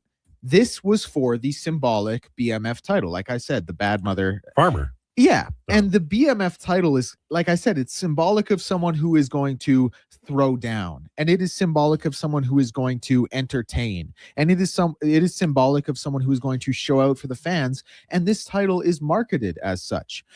This was the first BMF title without a knockdown. It was also, I believe, the first with a takedown in like 4 or 5 iterations of the title now changing hands. So my point being is, like, yes, this was an incredible job by Charles Oliveira. But when you are on a new network with Paramount Plus, you market this to the fans as this is the baddest mother effer in the UFC. Like, this is going to be bite down on your mouthpiece, go out there and throw down, trade strikes. And you get 23 minutes of ground control from Charles Oliveira. It kind of lessens this fake thing you've already made up. And I'm obviously in the UFC group chat with Seventh Commish, who's on the text line here. Yeah, great job. Love doing it with them. We were talking about it a little bit, and we were like, the consensus was kind of like unbelievable performance by Charles, but this isn't what we tune in for when we tune in for the BMF title. Like, if you want to say this is a lightweight title eliminator, sure. If you want to say, hey, this is just a really great matchup that we want to make a main event, sure. But if you're saying this is for who's the baddest, like point at the ground, trade with reckless abandon with 10 seconds left guy, it wasn't really answered in this fight. So now Charles is walking away with the BMF belt. And Charles is a bad dude, but it didn't quite feel like that. So that's what I would say. All right. Yeah. Well,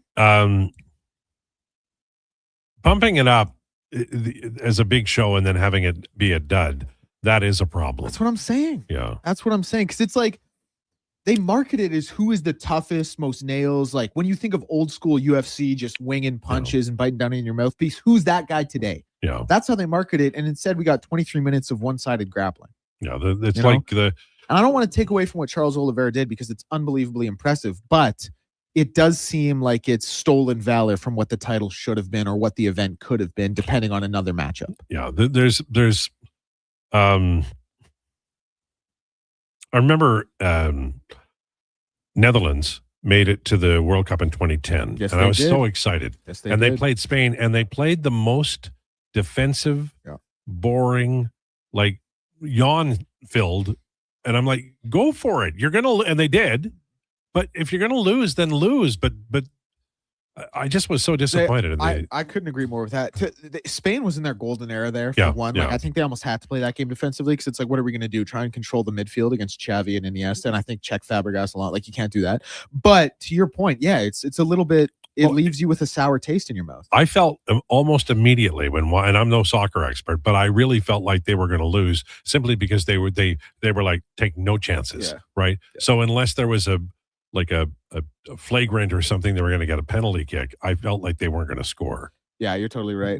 That's like, I'm a Dutch fan, weirdly, in international soccer. Oh, really? I'm not Dutch, but I've always just, I don't know whether it's been I like their colors when I was younger, whatever it is. Like I do like Robin van Persie. I loved. Oh yeah. Him. Dirk Kuyt was another striker who was great. But yeah, that Spanish team. This is a crazy aside. They had like an unrivaled good few years of dominance between winning the Euros and then winning the World Cup. There, like that team was as loaded as any international team's ever been. Do you have more to say? Apparently, this is a couple of different sources are now passing it along online. Apparently, Elliot Friedman, in his, is it 32 now? 32 Thoughts. Yeah. He's talking about Tristan Jarry kind of getting into it. I'm quoting Kevin McCurdy, who is a friend of the show and a guest on Wednesdays. Josh didn't know which day it was. Oh, man. You know. He said that Friedman said there's a lot of talk out there about Jarry getting into it in practice with some of his teammates. So I listened to this morning. Oh, did you? Yeah. God, listen, how far ahead is she compared to the rest of us? We're out there. You're watching Looney Tunes. I'm eating Raisin Bran, and Declan's running up the side of a mountain. She's doing work. Well, you're doing research. I mean, that Quiet, listening to you. that podcast is basically research. There you go. It's research into all 32 teams. There you go. So tell me what. Wait, you're calling that research? Never mind. Is that the gist of what McCurdy said? That's the gist of what you took away? Yeah. And I really liked what Friedman had to say. Like, they're both getting used to each other. Jarry is very different from what Stuart Skinner was or who he is. And like, there's strong personalities on this team, right? And everybody needs to know what to expect from each other. And I think that's been a really big learning curve. But he also talked a lot about the big dogs, Connor and Leon, kind of reeling their contributions back and giving more to the depth guys and giving them that opportunity to make the most out of their ice time. Interesting. And I really liked that. I thought, like, that is what we need from this Oilers team right now is, and we saw that last night. I felt like the depth guys were really making the most of what time they had. Do you think that McDavid is a very intense captain? Do you think sometimes they just need to like have a laughed out loud moment? 100%. Like intensity all the time. I work for my grandpa. I know how it is. It can wear on you. Maybe they should just go bowling or something. I think Leon is that for this team. Maybe, like, he kind of brings that lighter energy, but also when it's time to lock in, it's time to lock in. And he knows that. Maybe they should have Maddie ask Leon questions while they're, between periods, because I think that's some levity. Yeah. I think that's a great idea. Jason Gregor on the way. Thanks for tuning into the Lowdown. Please enjoy your day. The Sports 1440 update. Brought to you by Sean Cunningham of Remax Real Estate. Get the home team advantage for your next move in the Edmonton area. If you're thinking about buying or selling a home, call or text Sean directly at 780-265-0165. 5 games in the NHL tonight. Kings and Jackets are about to get underway here, and Rangers are in Philly. Washington hosts the Flames. Mammoth meet the Blackhawks. Ottawa looks to make it 3 in a row in Vancouver. 5 games in the association. 76ers and Cavs tip off at 5. Grizzlies take on the Nets. Thunder look to make it 6 in a row against the Nuggets. Jazz host the Warriors. Knicks and Clippers have the nightcap. In the NFL offseason, the Chiefs are reportedly planning to sign Super Bowl MVP Kenneth Walker when free agency begins on Wednesday. Wide receiver Alec Pierce is returning to the Colts with a 4-year, $116 million deal. Per reports, free agent quarterback Malik Willis has reached an agreement with the Miami Dolphins. And the Steelers have acquired Michael Pittman Jr. from Indianapolis for a late-round pick in this year's draft. Buccaneers wide receiver Mike Evans is expected to sign a 3-year deal with the San Francisco 49ers as well. Next on Sports 1440, The Jason Gregor Show, I'm Mackenzie, and that's your Sports 1440 update. Sports